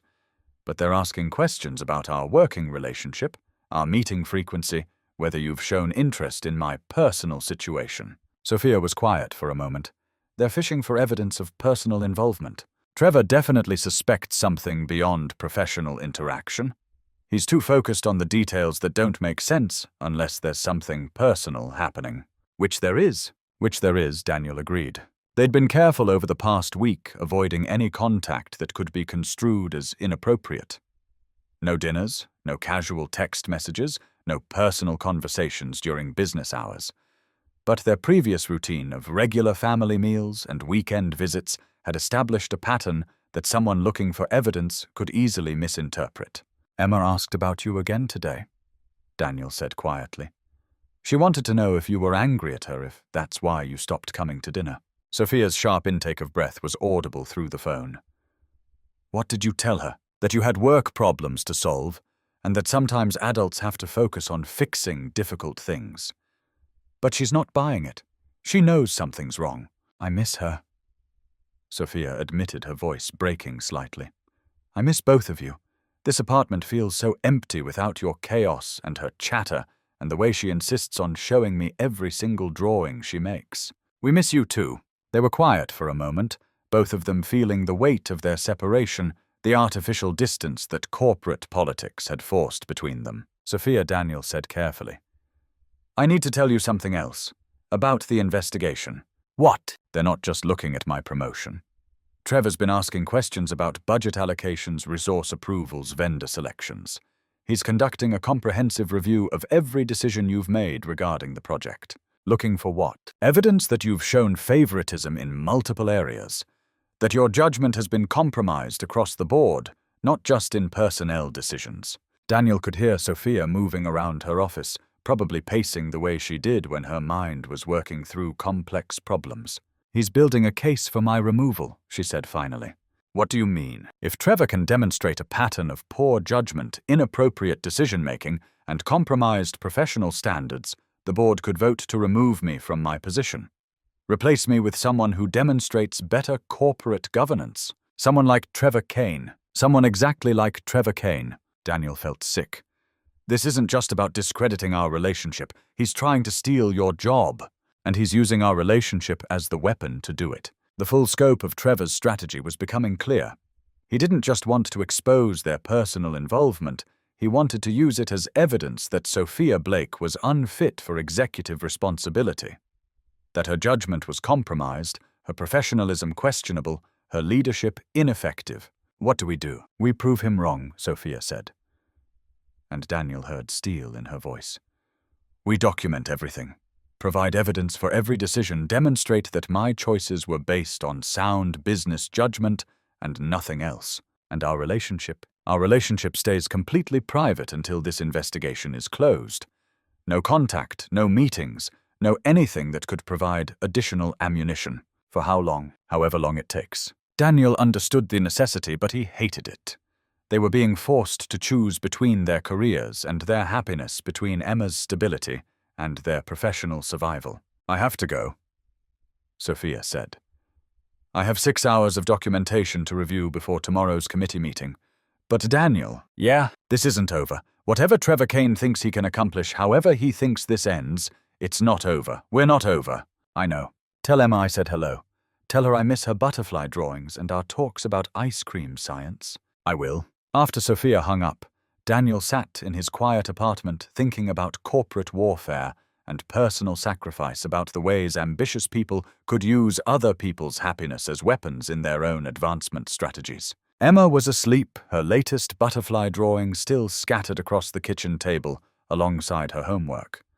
Tomorrow she'd ask about Miss Sophie again, and Daniel would have to explain why the woman she'd grown to love was still missing from their lives. He gathered Emma's artwork, including a new picture she'd drawn of their family at the Japanese garden, all 3 of them smiling among the cherry blossoms. At the bottom, in her careful 6-year-old handwriting, she'd written, "When is Miss Sophie coming home?" Daniel put the drawing on the refrigerator next to her other artwork, but the question felt like an accusation. He didn't know when Sophia was coming home.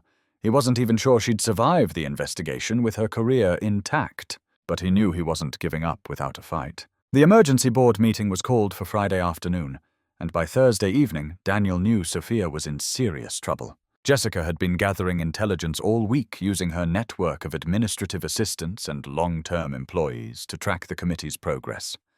What she'd learned made Daniel's stomach clench with dread.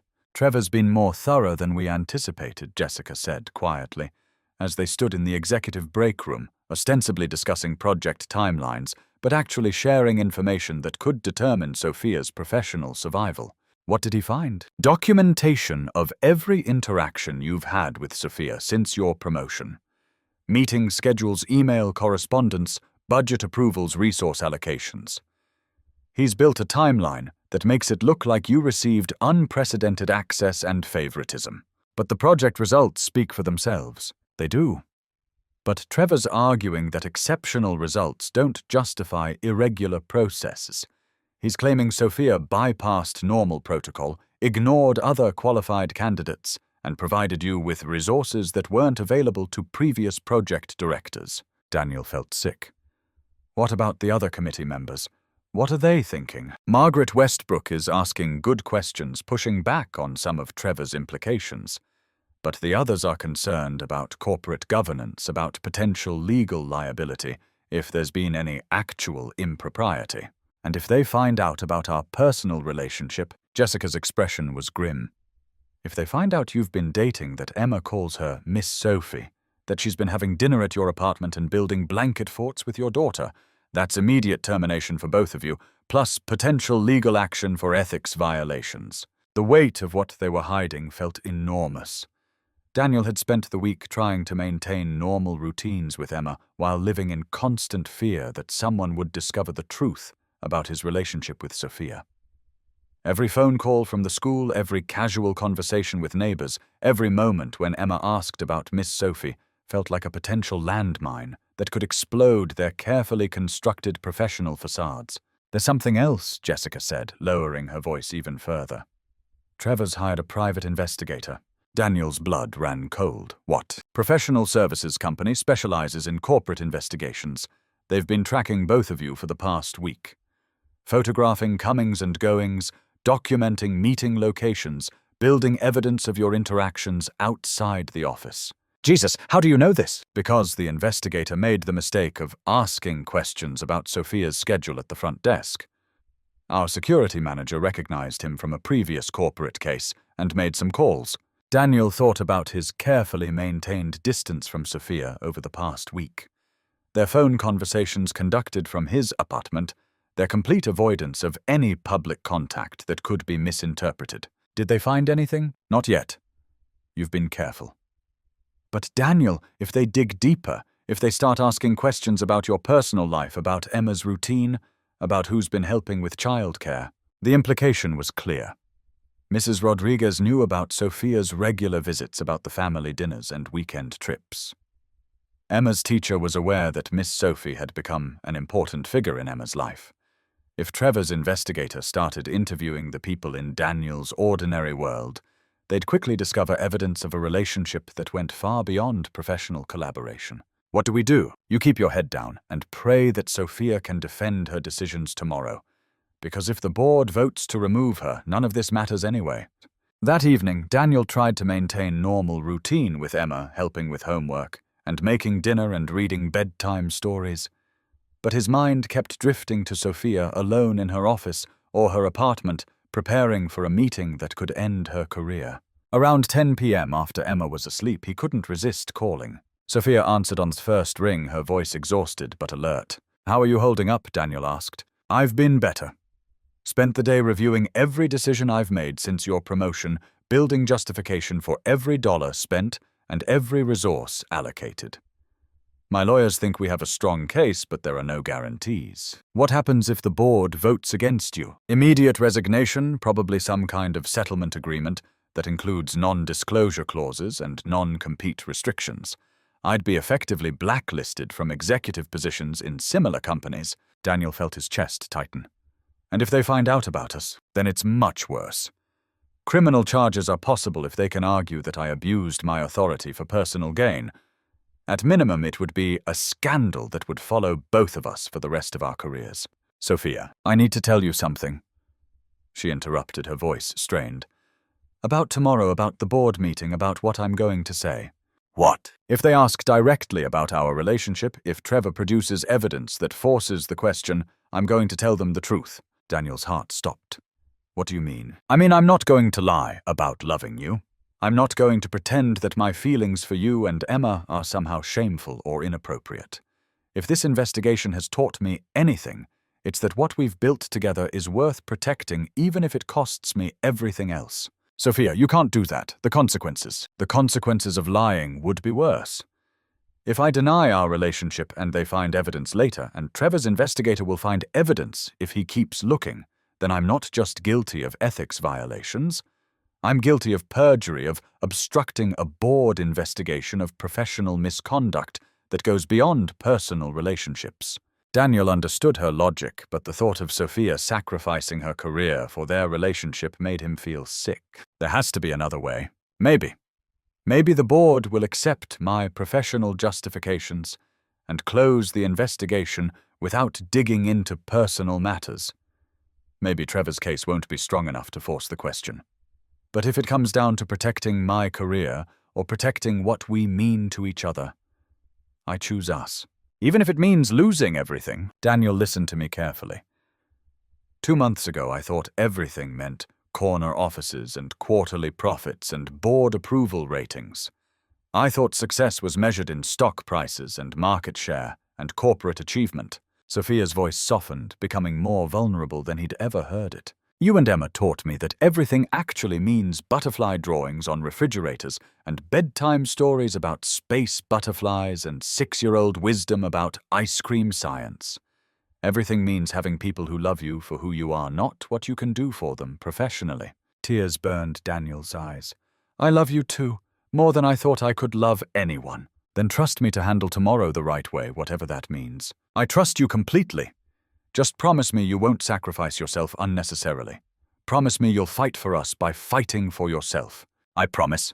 They stayed on the phone until almost midnight, talking about possibilities and fears about Emma's drawings, and the life they wanted to build together, about the ways love sometimes required risking everything for something worth keeping. When Daniel finally hung up, he sat in his dark living room, thinking about courage and sacrifice, about the difference between having something to lose and having something worth losing everything for. Tomorrow would determine whether their love story ended in scandal and professional ruin, or whether somehow they could emerge from Trevor Kane's investigation with their careers and their relationship intact. Either way, Daniel knew he'd rather face the consequences of loving Sophia Blake than live with the regret of letting fear destroy the best thing that had ever happened to him and Emma. He checked on his daughter, sleeping peacefully with her butterfly stuffed animal and the latest drawing she'd made for Miss Sophie, and made a silent promise that whatever tomorrow brought, he wouldn't let corporate politics destroy their family. Some things were worth fighting for, even when the odds were terrible and the stakes were impossibly high. Love was worth fighting for, Emma was worth fighting for, and Sophia Blake, the woman who'd learned to build blanket forts and appreciate 6-year-old art and love them both completely, was definitely worth fighting for. The call came at 6:30 a.m. Friday morning, 3 hours before the board meeting that could end Sophia's career. Mr. Mitchell. This is Margaret Westbrook from the Blake Industries board. I apologize for calling so early, but we need to speak before this morning's meeting. Daniel's heart hammered against his ribs. Margaret Westbrook was the most senior board member, a woman whose opinion carried enormous weight in executive decisions. If she was calling him personally, it meant the investigation had taken a turn he hadn't anticipated. Of course. How can I help you? I've been reviewing the documentation Trevor Kane provided about your promotion and project management. I have questions that need answers before we proceed with any formal actions regarding Ms. Blake's position.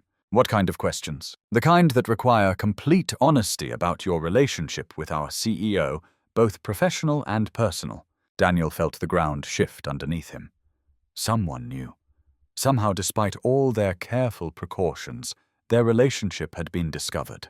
I'll answer any questions you have. Good. Can you meet me at the Heathman Hotel in 20 minutes? The lobby restaurant and Mr. Mitchell. Come alone. The Heathman was Portland's most elegant hotel, the kind of place where serious business was conducted over expensive coffee in settings that discouraged eavesdropping. Margaret Westbrook sat at a corner table wearing a charcoal grey suit that probably cost more than Daniel's monthly salary. Her silver hair perfectly styled despite the early hour. She gestured for him to sit across from her, her expression unreadable behind wire-rimmed glasses that made her look like a particularly intelligent librarian. "Thank you for coming," she said, pouring coffee from an elegant silver pot. "I'll get straight to the point. Trevor Kane has been building a case against Sophia Blake based on assumptions and circumstantial evidence. But assumptions aren't facts, and I don't make decisions based on political maneuvering." Daniel waited, uncertain where this conversation was heading. "I've spent 40 years in corporate America," Margaret continued. "I've seen good executives destroyed by ambitious colleagues, and I've seen mediocre leaders survive because they played politics better than they managed businesses. I don't intend to let either scenario happen on my watch." "I'm not sure I understand." Margaret smiled, the expression sharp but not unkind. "Mr. Mitchell, your project results are exceptional. Your team's feedback about your leadership is outstanding. The clients involved in your pilot program have been calling our offices specifically to praise your work. These are objective measures of professional competence." "Thank you. However, Trevor's investigation has raised questions about the selection process that led to your promotion. Questions I need answered honestly before I can recommend any action regarding Ms. Blake's position." Daniel braced himself for what was coming. "Are you romantically involved with Sophia Blake?" The direct question hung between them like something dangerous and explosive. Daniel thought about lying, about protecting their secret for a few more hours, about the consequences of honesty versus the consequences of deception. Then he thought about Sophia's voice last night, about her decision to choose truth over career protection, about Emma's drawings and the family they'd built from broken pieces. Yes, he said quietly. I am. Margaret nodded, as if this confirmed something she'd already suspected. For how long? About 2 months, since shortly after I started the project. And your daughter, I understand you're a single father. Emma. She's 6. Daniel hesitated, then decided complete honesty was his only option. She calls Sophia Miss Sophie. Sophia has dinner with us twice a week. They build blanket forts together and discuss butterfly science. So this isn't a casual relationship. This is serious domestic involving your child. Yes. Margaret was quiet for a moment, processing this information. When she spoke again, her tone was thoughtful rather than judgmental. Mr. Mitchell, in your opinion, did your relationship with Ms. Blake influence her decision to promote you? Daniel considered the question carefully. My promotion was based on my proposal and my understanding of the inefficiencies in our client needs. The relationship developed after I was already working on the project. But surely working closely together contributed to your personal connection. It did. But the project success metrics speak for themselves. If Sophia had made a poor business decision, the results would reflect that. They do reflect it. They reflect exceptionally well on both your capabilities and her judgment. Margaret leaned back in her chair, studying Daniel with the kind of sharp intelligence that had made her successful in multiple corporate environments. Trevor Kane has been making serious accusations about Ms. Blake's professional integrity. He's suggesting her decision-making has been compromised by personal relationships, that she's shown favoritism that undermines corporate governance. And what do you think? I think Trevor Kane is an ambitious man who's been positioning himself for executive advancement for years. I think he sees an opportunity to discredit a superior, and he's taking it. Margaret's voice hardened.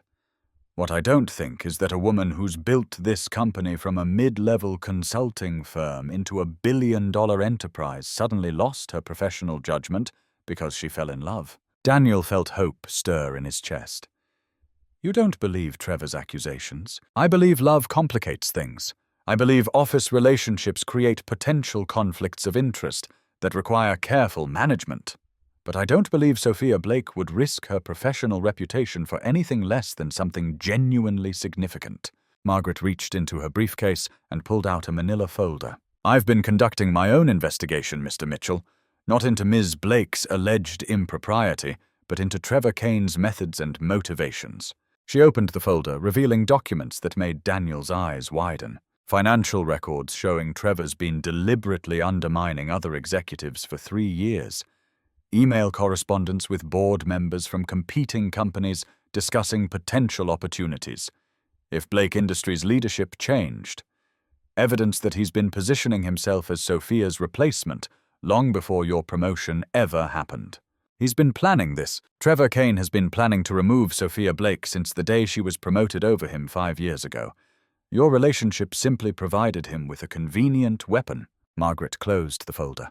The question is, what do we do about it? What do you mean? I mean, Mr. Mitchell, that I intend to expose Trevor's real motivations in today's board meeting, but I need your help to do it. How? By telling the truth.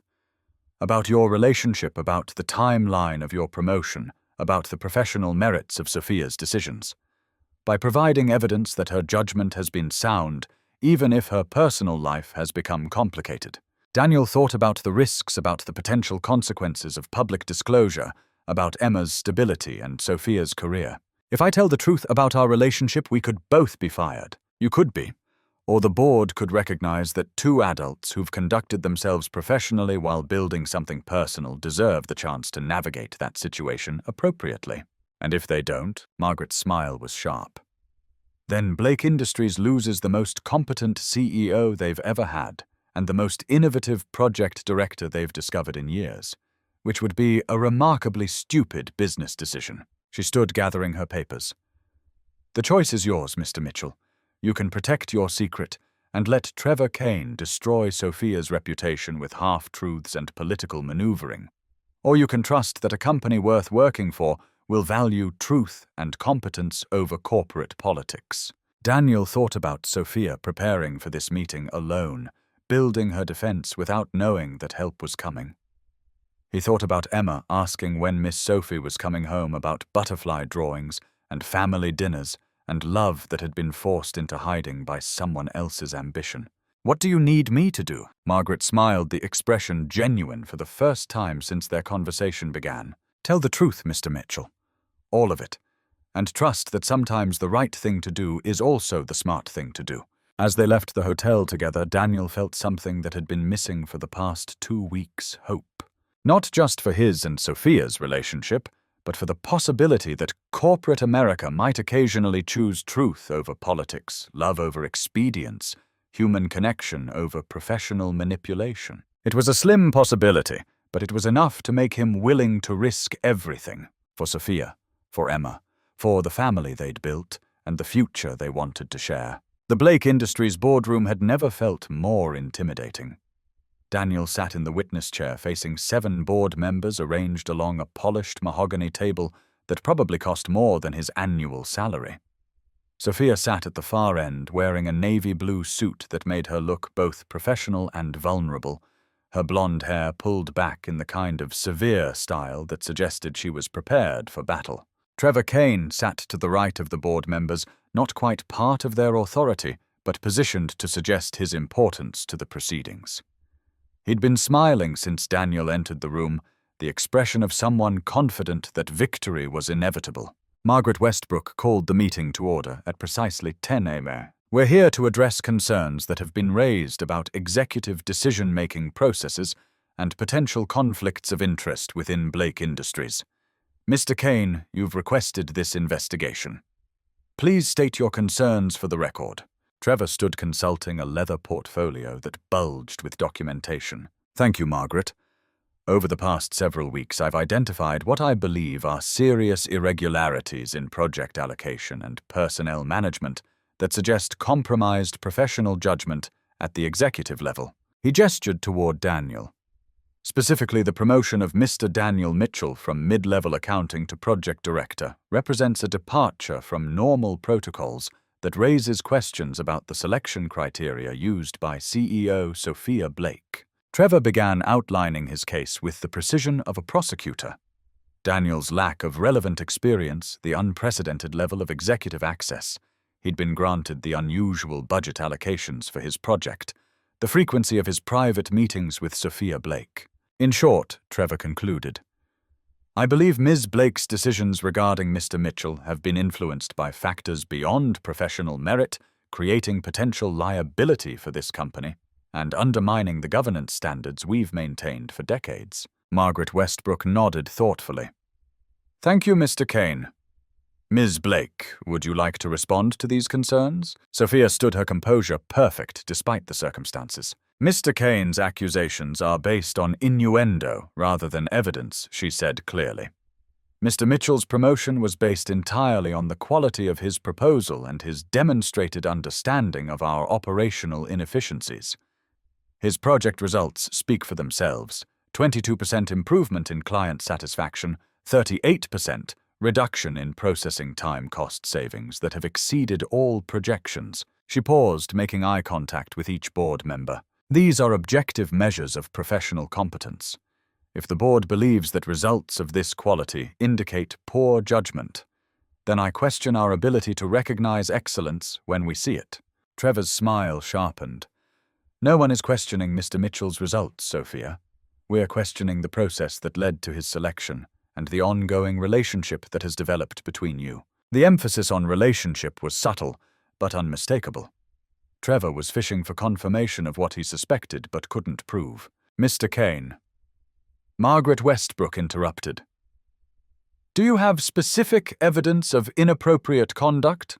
Or are we discussing your concerns about corporate governance in general terms?" "I have evidence of irregular decision-making that suggests personal rather than professional motivations." "What evidence?" Trevor consulted his portfolio. "Documentation showing Mr. Mitchell has received unprecedented access to executive leadership. Budget approvals that exceed normal project parameters.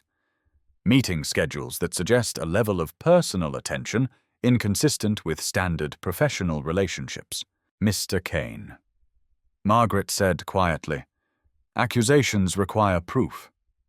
Do you have proof of inappropriate conduct, or do you have concerns about management styles that differ from your preferences? Daniel watched the exchange with growing tension.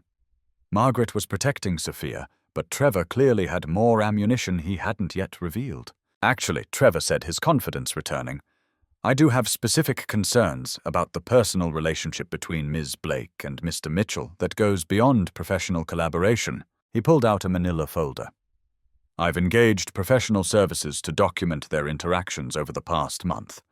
What we've found raises serious questions about the appropriate boundaries between executive leadership and subordinate employees. Daniel's stomach dropped. Trevor's private investigator had found something. What kind of documentation? Margaret asked, though her tone suggested she already knew this was exactly what she'd been expecting. Photographs of Ms. Blake's car at Mr. Mitchell's apartment complex on multiple occasions, including weekend visits that suggest a personal rather than professional relationship.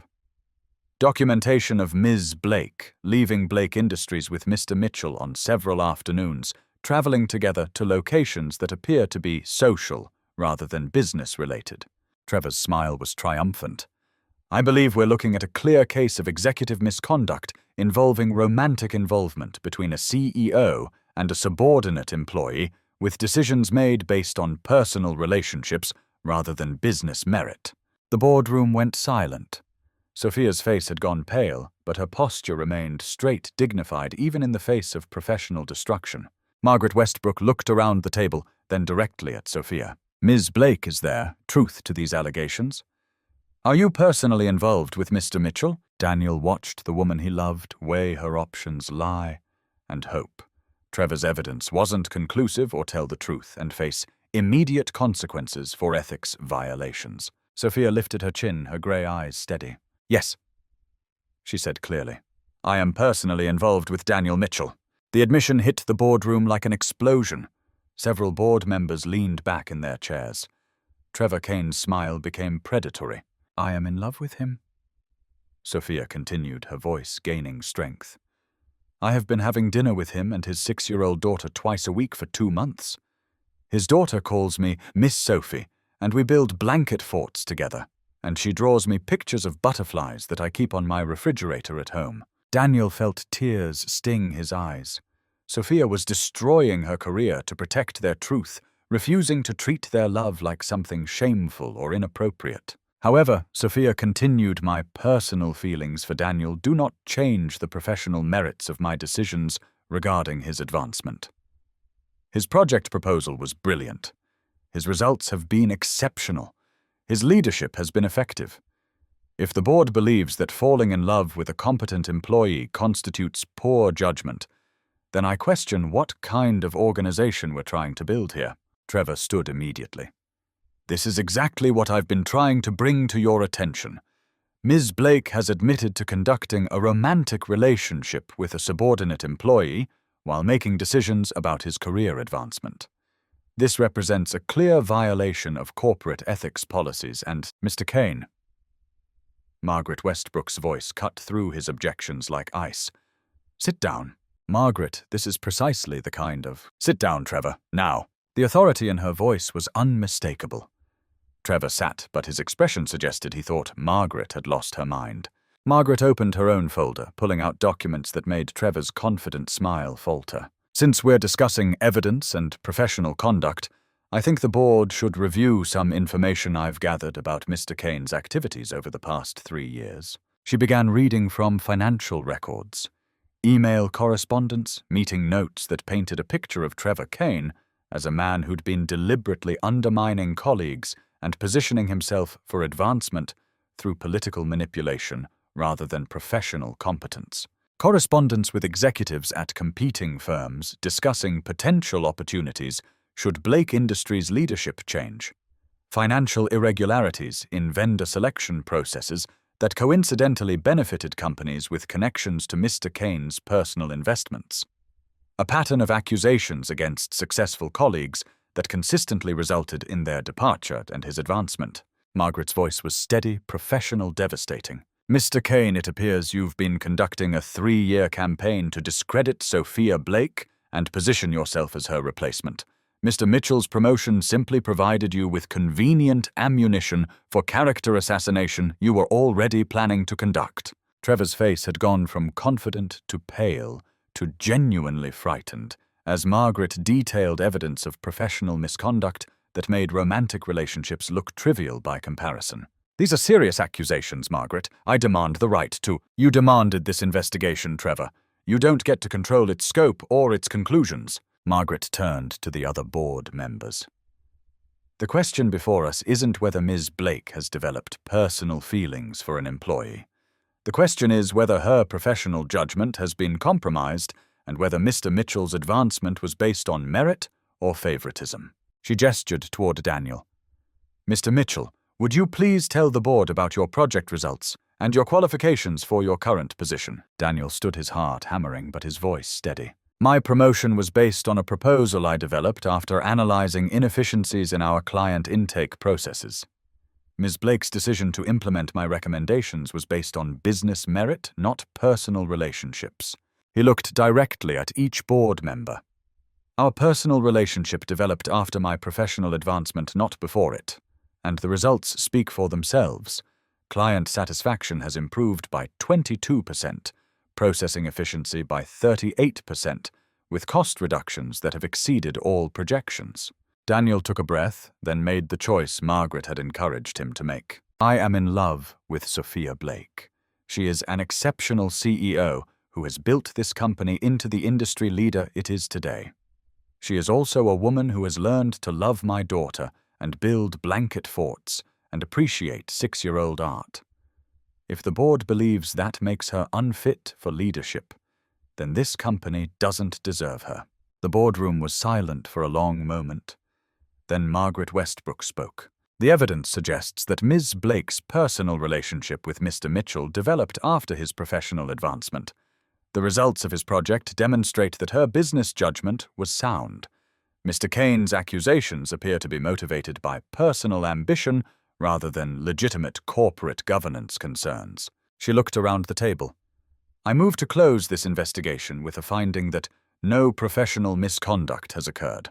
I further recommend that Mr. Kane be immediately terminated for ethics violations related to his attempts to manipulate board proceedings for personal advancement. The vote was swift and decisive.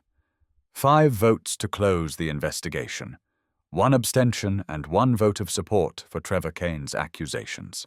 Trevor Kane was escorted from the building 30 minutes later. When the boardroom finally emptied, Daniel and Sophia stood facing each other across the mahogany table that had nearly ended both their careers. We survived, Sophia said, her voice filled with wonder.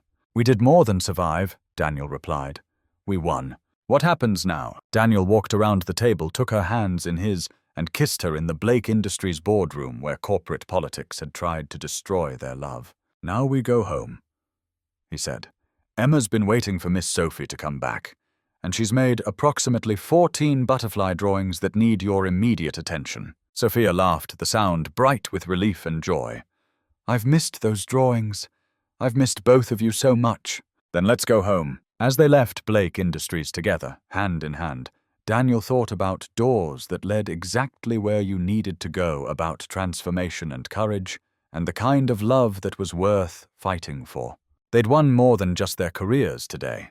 They'd won their future. 6 months later, Daniel stood in the same Japanese garden where they'd first spent a perfect afternoon together, watching Emma scatter cherry blossom petals in a careful circle around the wooden bench where Sophia sat, waiting. It has to be perfect, Emma announced seriously, adjusting the pink petals with the focused determination that characterized all her important projects. Miss Sophie deserves everything to be beautiful. It's already beautiful, butterfly girl, Daniel said, his hand resting on the small velvet box in his jacket pocket. The garden looked exactly as it had that first Saturday, when Sophia had surprised them with coffee and croissants, and an adventure that had felt like stepping into a fairy tale.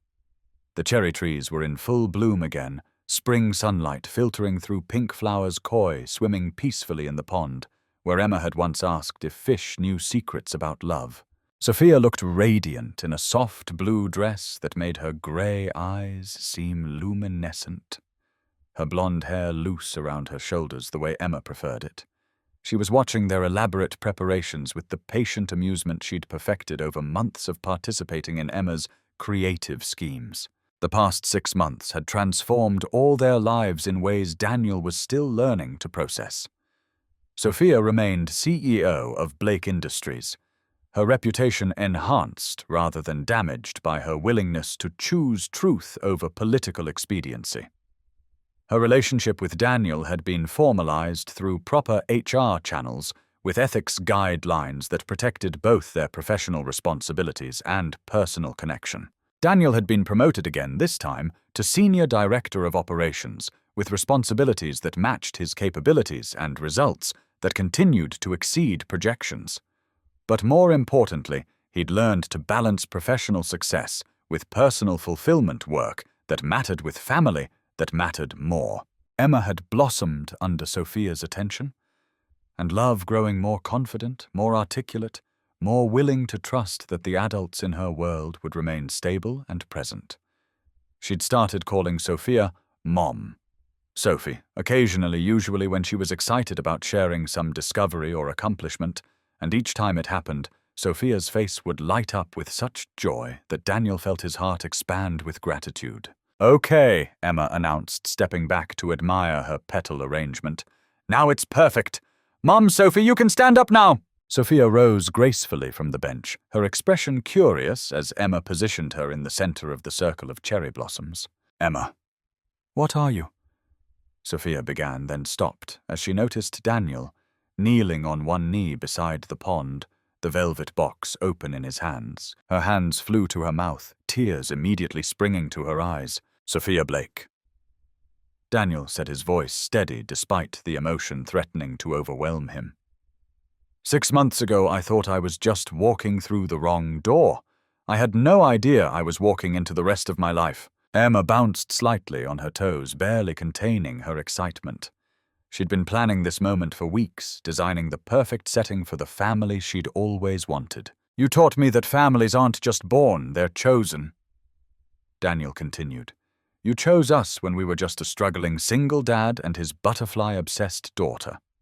You saw something worth loving when we couldn't see it ourselves." Sophia was crying openly now, but smiling through the tears. "You learned to make pancakes that aren't disasters.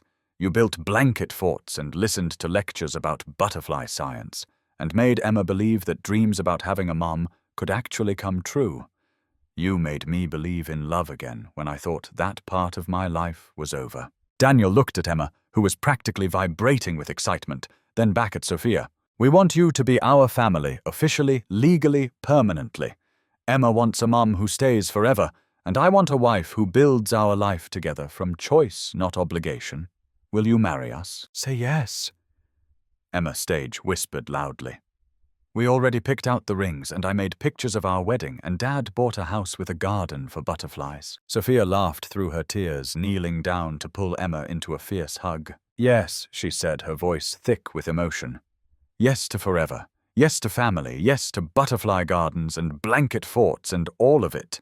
Daniel slipped the ring onto her finger, a simple, elegant design that matched the woman who preferred substance over flashiness, meaning over mere appearance. Emma threw her arms around both of them, creating a tangle of hugs and tears and laughter that felt like the most perfect moment Daniel had ever experienced. "We're really going to be a family now," Emma said seriously.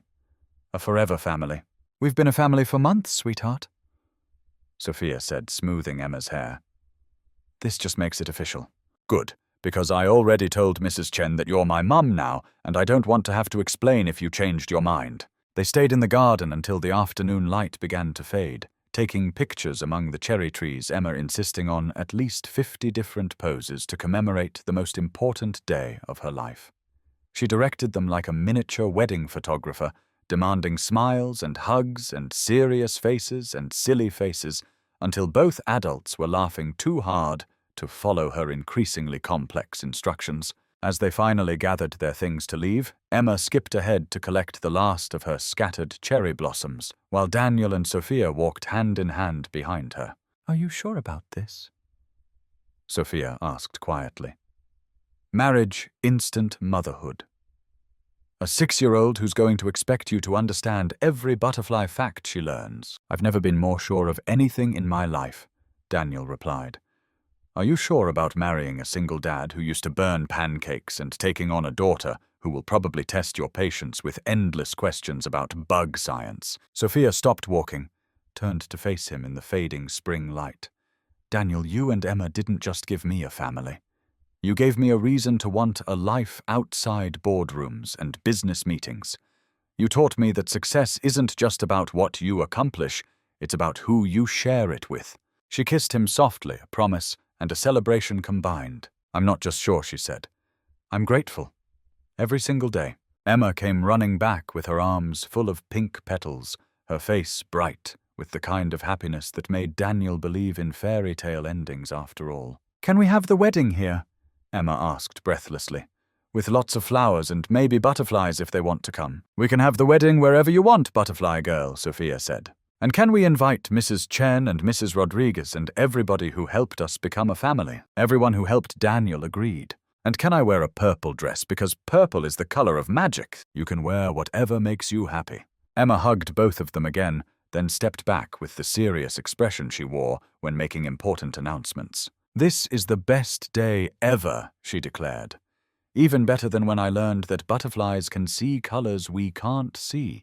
Because now our family can see all the colors too. As they walked toward the car, Emma between them, Daniel thought about transformation and patience, about doors that led exactly where you needed to go, even when you hadn't known you were lost. A year ago, he'd been a single father struggling to balance parenthood and survival, convinced that his romantic life was over and his professional prospects were limited. Now he was engaged to the most amazing woman he'd ever met.